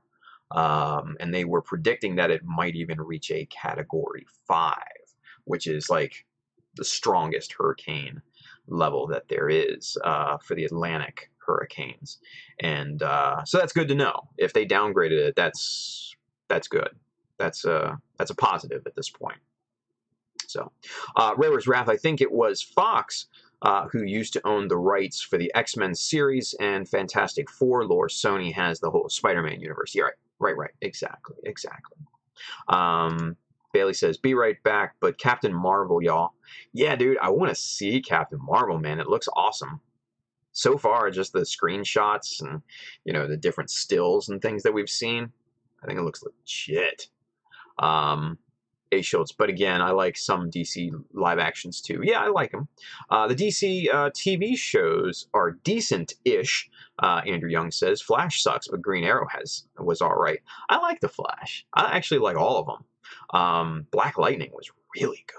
I really dig that show. Pata DeRosa, I always loved DC Comics more than Marvel, so this situation breaks my heart. Yeah, I can feel for you. I was always a Marvel kid growing up, but man, if the roles were reversed, yeah, that would just be kind of like a dagger right there. So I feel for you. Rare's Wrath, I agree. DC animation movies are awesome. Fudubayoi, DC EU movies are quite good. Yeah, some of them are good in their own ways. Yeah, I think. John Yusko, Affleck would have made a great Batman, in my opinion. It's a shame that Zack Snyder wanted to direct Jesus versus Ayn Rand instead of Batman vs. Superman. Oh my God, that's such a great analogy. Holy shit. Oh my. Andrew Young says, LMAO, someone on Facebook said gather all the airbenders and airbend Hurricane Florence away. Wow.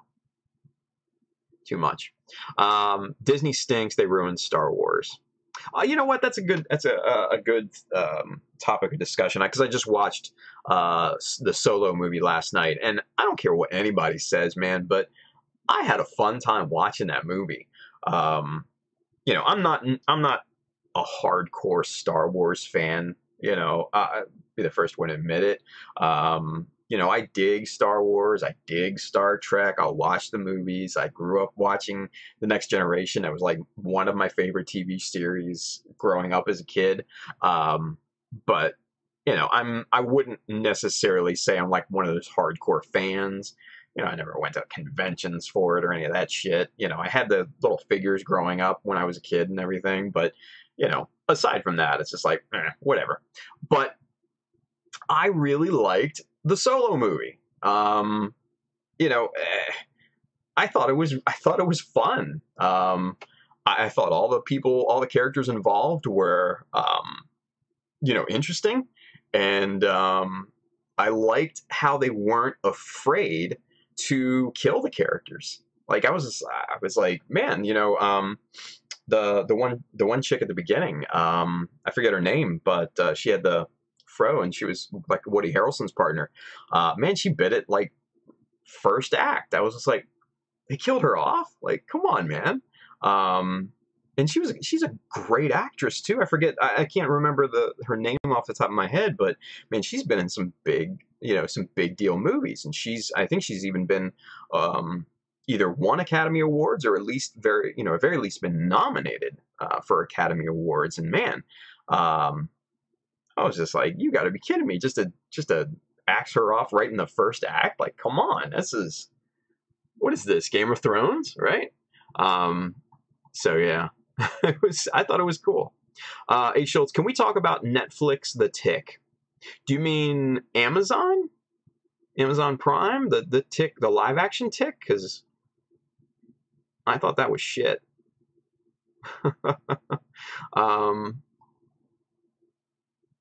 Andrew Young says, oh shoot, why am I on this stream? American Horror Story new season is out now. Nice. Yeah, I like the new Star Wars. Cool. That was from Ace Schultz. Gamer Bud, I made some of my friends watch The Last Jedi. I may have lost those friends. I didn't mind Last Jedi. I guess I'm not as tied in, to the whole thing. I'm just not. I guess I don't have a dog in that fight, so to speak. I just watch the movies for fun and watch them for the story and the mythos and things of that nature. I remember watching them, the original trilogy when I was a kid, and I was just like, man, this is really cool, right? So I'm kind of like, I kind of watch the movies in that kind of same way. So, Spider 2K2 says, I love the Solo movie. I saw it when it came out, and it was a fun movie. It was fun. The actor that played Han, I thought it was a good choice. He was funny. He was charming, and he had good screen presence, I think. Andrew Young says, I'm not a huge Star Wars fan. I just can't get into it at all with the new movies. I grew up on the OG trilogy first and all, but I couldn't get into it at all. You know, it's one of those things. Pedadoroso says, I just can't get over the actor that played Han. I thought he was cool. Spider 2K2 L337 was the best droid. Yeah, she was funny. She was funny. And the fact that, you know, they killed her, I was just like, what? Come on. Killing me. Killing me. Like, seriously, that was like an episode of Game of Thrones. I think George R.R. Martin probably wrote the screenplay of Solo.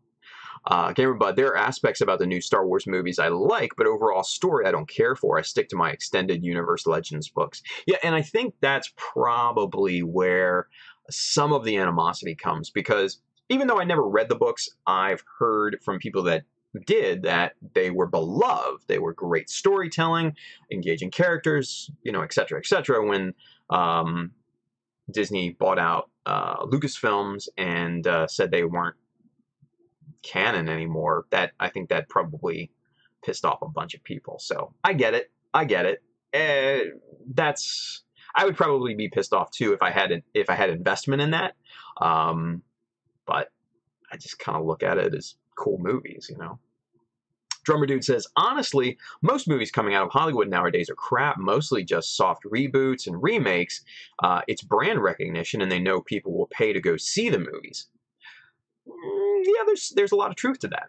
There's a lot of truth to that. There's still some original movies that are coming out with some original voices. Neil Blomkamp is one of those people that I think are still making original pieces and trying to set the bar and things of that nature. I think there's a few other directors and producers and stuff like that. But yeah, for the most part, they have gone kind of the deep end of the reboot craze, and obviously comic book movies are a big thing now. Shared universes, ever since Marvel did their thing, everybody's been trying to do. So we have to wade through all the shit right now to get to the good stuff. So yeah, there's definitely some truth to that, Drummer Dude. I have to agree with you. He says it's pretty despicable if you ask me, just a bunch of crap grab BS. Yeah, there's a lot of that in there. I think there's still, though I still think there are, like I said, a few people, a few artists still holding on to the craft of cinema and storytelling. There are still a few of them. They're few and far between, mind you. But if they can get past studio intervention and rewrites and this, that, and the third, then chances are they'll make a good movie. But again, you have to go searching for them, which is the sad part. So, Patadoroso says, I still praying for Disney to get Darth Revan's story. The Old Republic has so much potential. I agree. I really like the kind of mythos of those universes and things, like the precursors, like the Old Republic stories and things of that nature, where how the Sith and how the Jedi orders kind of became what they are. I would love to see stuff like that, similar to kind of the precursors to Game of Thrones. I'm a big Game of Thrones fan.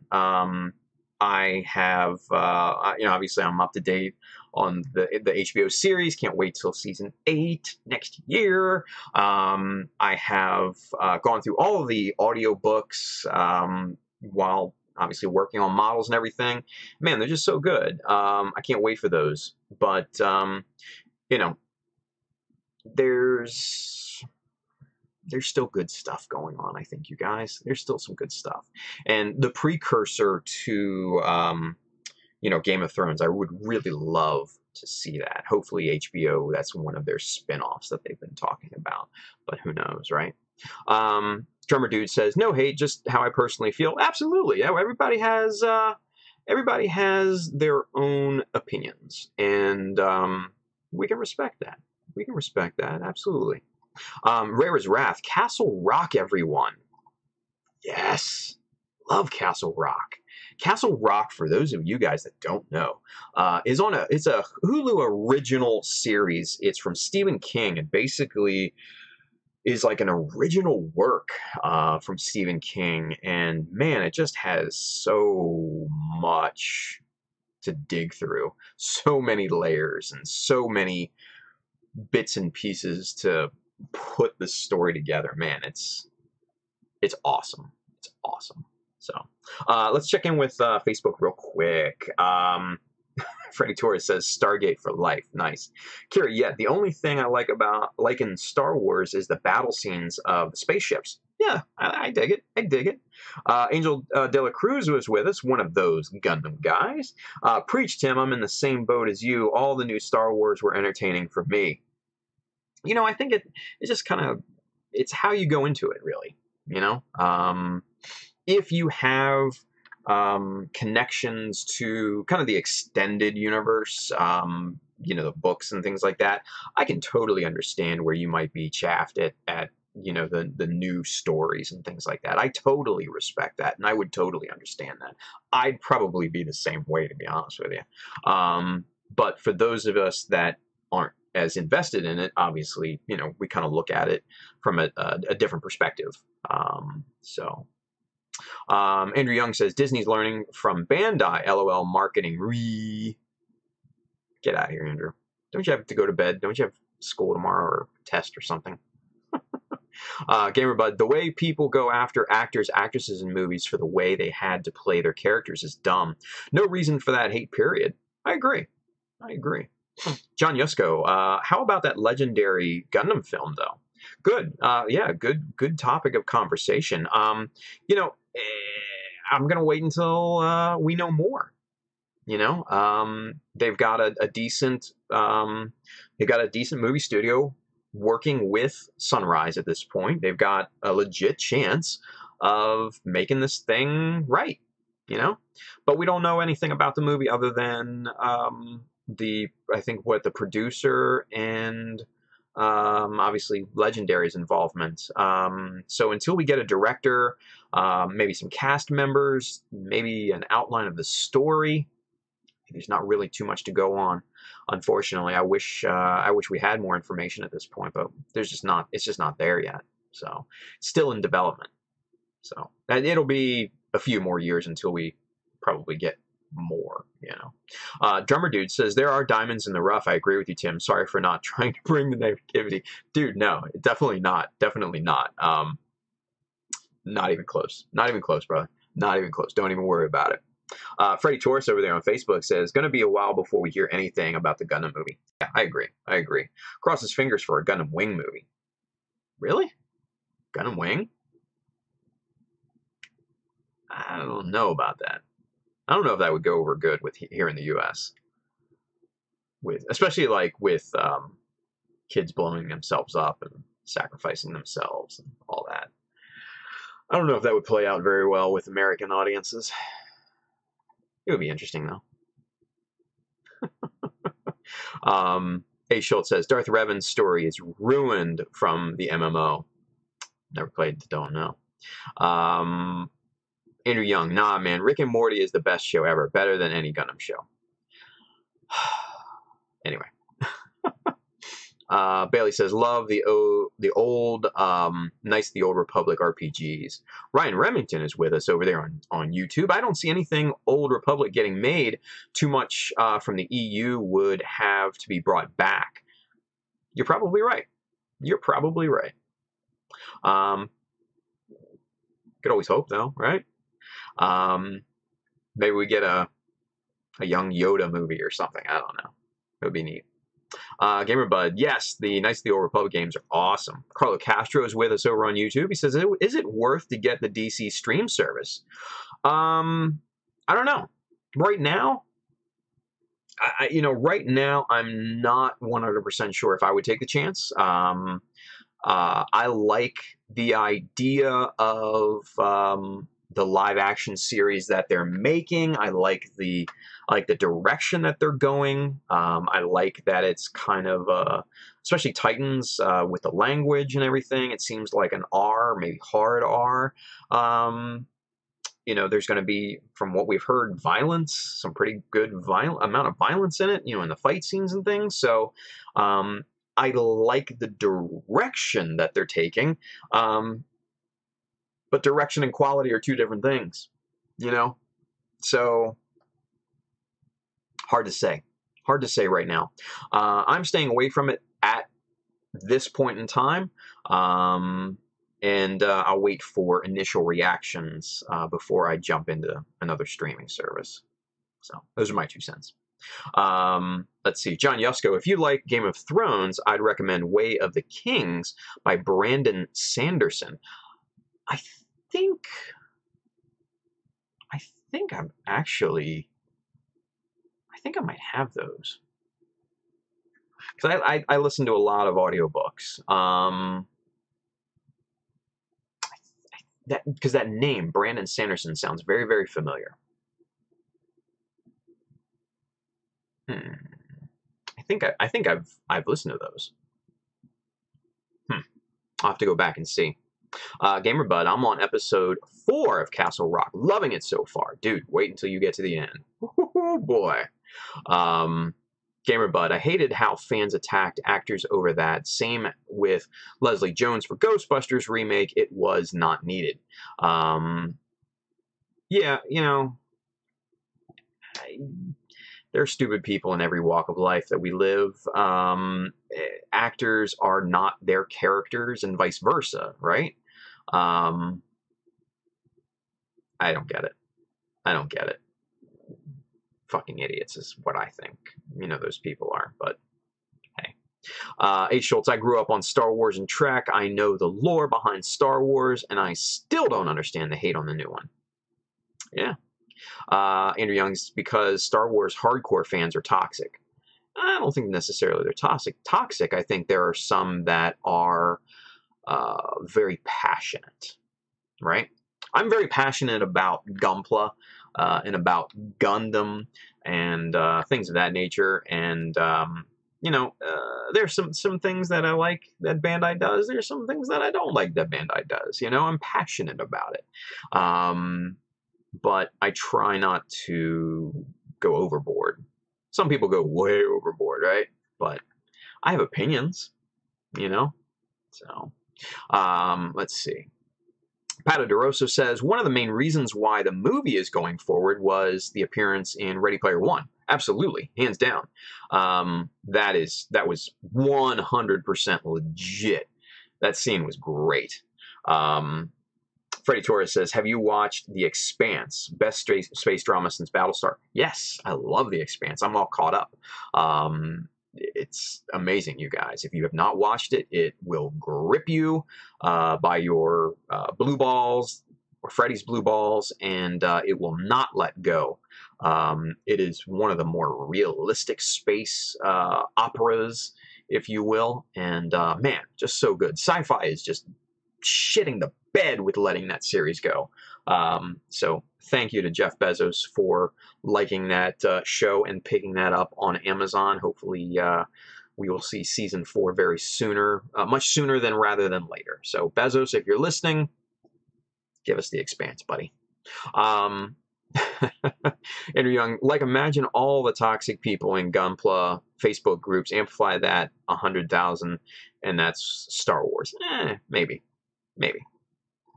Rare's Wrath, it seems as if Warner Brothers and DC Entertainment has looked into the possibility of considering Game of Thrones star Kit Harington as Bruce Wayne, aka Batman, in Matt Reeves' upcoming film, The Batman. I don't see it because studios tried to make Kit Harington a lead actor. He had this terrible Gladiator movie. It had Damon Hansu in it, and it had oh god, the dude from 24. I can't remember. Kiefer Sutherland had him in it, and it was just dog shit. Like, it was bad, and that movie tanked, and obviously the hopes for Kit Harington becoming a leading man, I think, tanked with it. I also don't think Kit Harington has the physical presence that you would need for a Bruce Wayne. You know, you want someone that has an imposing silhouette, a la Ben Affleck, you know, somebody like Christian Bale. I mean, hell, even back on the older movies, you know, Clooney and Val Kilmer, Michael Keaton. That was like a strange choice, but it worked. You know, I was like, Michael Keaton, Mr. Mom, really? But hey, you know, as soon as he said, "I'm Batman," I was like, okay, yeah, I'm sold. That's it. He's good. He's good. He gets a pass. So, yeah, I don't see Kit Harington working as Batman. I think he's short. He's on the shorter side too. So they would need to kind of put some stilts on that kid. Drummer Dude says, on a different note, got my first real grade today. Got the tall geese, the detail. Nice. I'm not into the real grades myself, but man, that's awesome to hear. That's awesome to hear. Patadoroso, Thunderbolt would be a great adaptation for the movies. Yeah, I agree. I think that would be interesting. I think that's one of the more gritty, realistic series of Gundam. So that would be kind of cool. It doesn't have the following yet as some of the older series, so that does have a little bit going against it. You never know, though. You never know what they're going to pick. Andrew Young says, sad because I love the design so much I get a lot of inspiration from them. Oh, Thunderbolt. Yeah. Hey, Schultz, let's not talk about Titans. Oh, about DC Titans. I think it looks cool. Spider2K2 James over there says, if they were going to make a live-action Gundam movie, it should be a brand new universe to the Gundam franchise. Really? You think so? I don't know. I'm not feeling that. Because if they introduce a new AU, I think it would end up like what is it? What was that live action Gundam shit movie that they made up in Canada for like $149? It was so bad I don't even remember the damn thing. But yeah, I think they need a UC story to establish timelines. Because if they start with a brand new alternate universe, and then people go and start to discover Gundam, they'll be confused, like, hey, wait a minute, this isn't what I'm familiar with from this movie. What the shit, right? So, from a marketing business standpoint, I don't see it as a good idea. And, you know, Bandai's in it to win it on the money side of things. So, I think they're going to start, you know, a pre-established UC story, maybe an alternate UC story, or a brand new like UC type of thing, but it'll still be in that timeline, so people will be familiar with the locations, the environments, the mechs, things of that nature. Maybe even some of the characters. Maybe an established AU, but I don't think they're going to come up with something new. I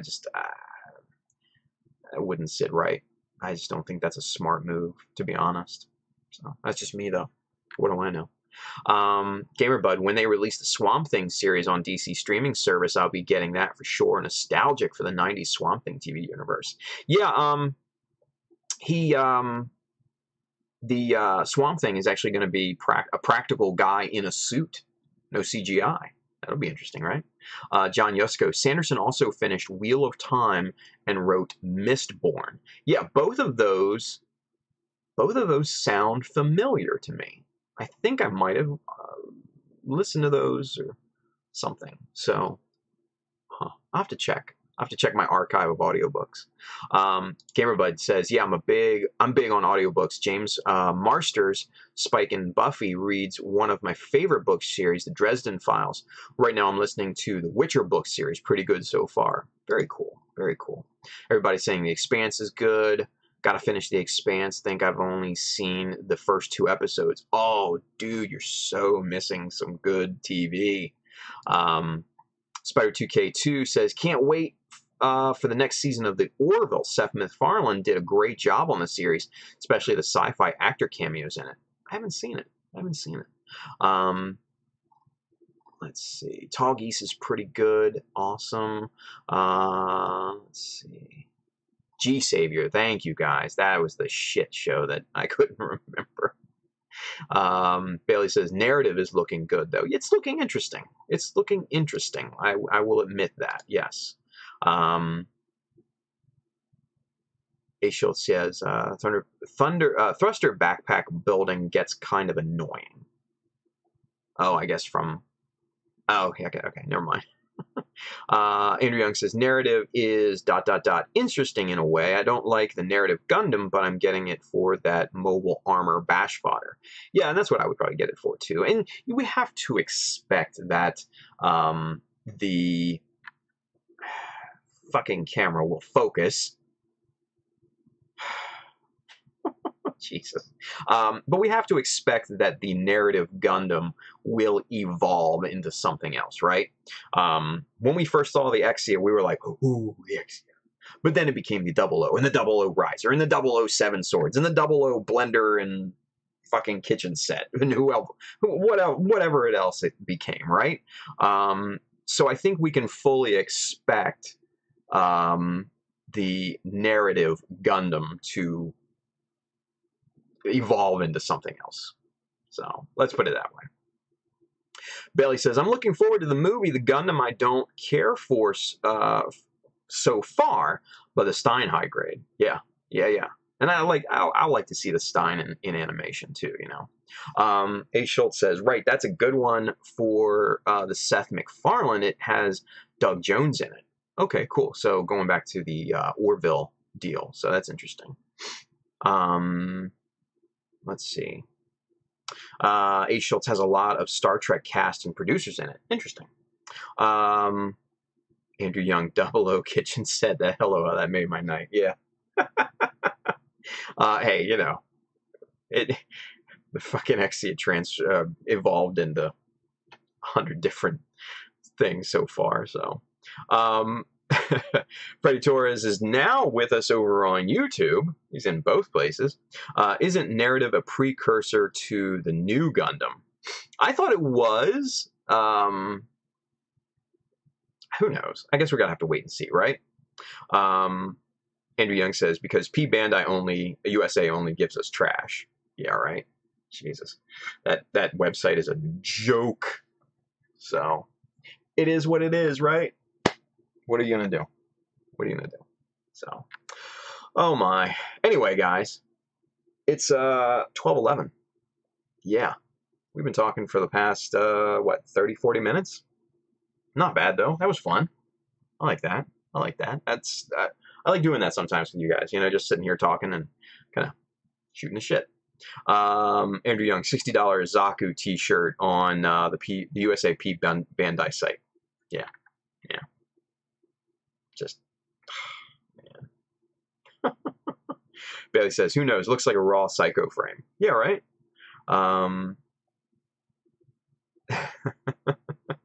Thanks, P Bandai. Can we not have the Gunpla? Ace Schultz, yeah. Nice. 5:15 in the morning where Patadoroso is. Damn, that is dedication right there, man. Thank you. Thank you for watching. That's awesome, man. With $50 shipping. Garbage. Yeah, right. Gotta love P Bandai. Everybody loves P Bandai. Andrew Young says, I have to wake up at 8, but do I want to actually start up homework? Dude, you are the worst student I've ever seen in my life, Andrew, I swear. I could miss my homework and take the 0. Incredible. Patadoroso says, can't sleep and building the Freedom 2.0. Well, hey, if you can't sleep, what a better way to spend your time than with us, right? So appreciate that. That's awesome. All right, guys, let's take care of some business. Let's wrap this one up because it is it's 12:13 in the a.m. I do have to work in the morning. Win this model. Take it from me. Win it. I want to send this model to one of you guys. All right, but to do that, you need to donate. You need to donate to the Gunpla Talk fundraiser / giveaway. Hit up the GoFundMe.com / Gunpla Talk. Donate to the National Alopecia Areata Foundation, and one lucky donor will win that model. We've also got the 6 little resin busts coming in from Paint Pusher when I'm on, and 6 other donors will win one of those little guys too. So those should be really, really cool. Those are very hard to get because he blew through his supply super quick. He found he said he's found like 6 of them sitting in a corner one day, and he's just like, hey, you want these for your fundraiser? I'm like, of course I want them for the fundraiser, dude. That's awesome. So Wynn's going to he's sending those to us already, and I asked him to autograph some cards and stuff like that to include into those busts. So some really cool stuff being included in all the prizes. So if you guys haven't donated yet, please do so. Now is the perfect time to do that. And if you guys can't donate, if you're not in that position, we understand. Give us a share, though. Get the word out for the fundraiser. If you could do that, that would be great too, right? So if you guys want one of these super sweet old school looking just our OG Child of Mecha logo shirts, you can get these on the Child of Mecha website on the store. You can get a bunch of other shirts on there too, hats, bags, soon pillows. Those are going to be really cool. Yeah, hit up the store, and if you want to take a look at any of the tools or this awesome book that we took a look at, The Art of Titanfall 2. You can find this on the Amazon link underneath on YouTube, and that way on Facebook, and hit that up. You'll find the tools section. You'll find the books on there that I recommend for great inspiration. You'll find a lot of the streaming gear that I use if you're interested in that as well. So hit that up. Everything you purchase off there goes to help the stream. Amazon gives me a little commission, which is really cool. But obviously it doesn't increase your price at all. So if you could do that, that would be amazing. Thank you very much for doing that. Angel over there on Facebook, is it going to be a Tim body pillow? If so, sold. I don't know. I might have to make up one just for you, Angel. Just for you, buddy. No. Its short answer is no. So, all right. So with that being said, man, come on back Friday. We are going to continue a little bit of work. We didn't get too much done tonight. I think we did more talking than anything. Angel says, woot. Jesus. And then Andrew over here on Facebook wants one too. So Angel, see what you did? Damn it. Stop encouraging that kid. Jeez. Anyway, Patadoroso, Tim body pillow, I want one. Oh, shit. Now everybody wants one.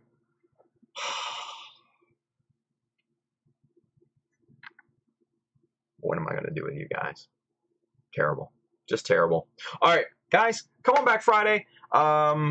Let's close out the week in style. We're going to take a look at another book. We're going to get back to working on this thing. And we're going to have a generally good time. So, until then, be safe, guys. Bailey, especially, dude, be safe down there. Make sure you ride out the storm in style. Keep those models safe, and take care of yourself, brother. All right. But for everybody else out there, man, have a great Thursday going into Friday. We'll see you back here on Friday. All right. Night, guys.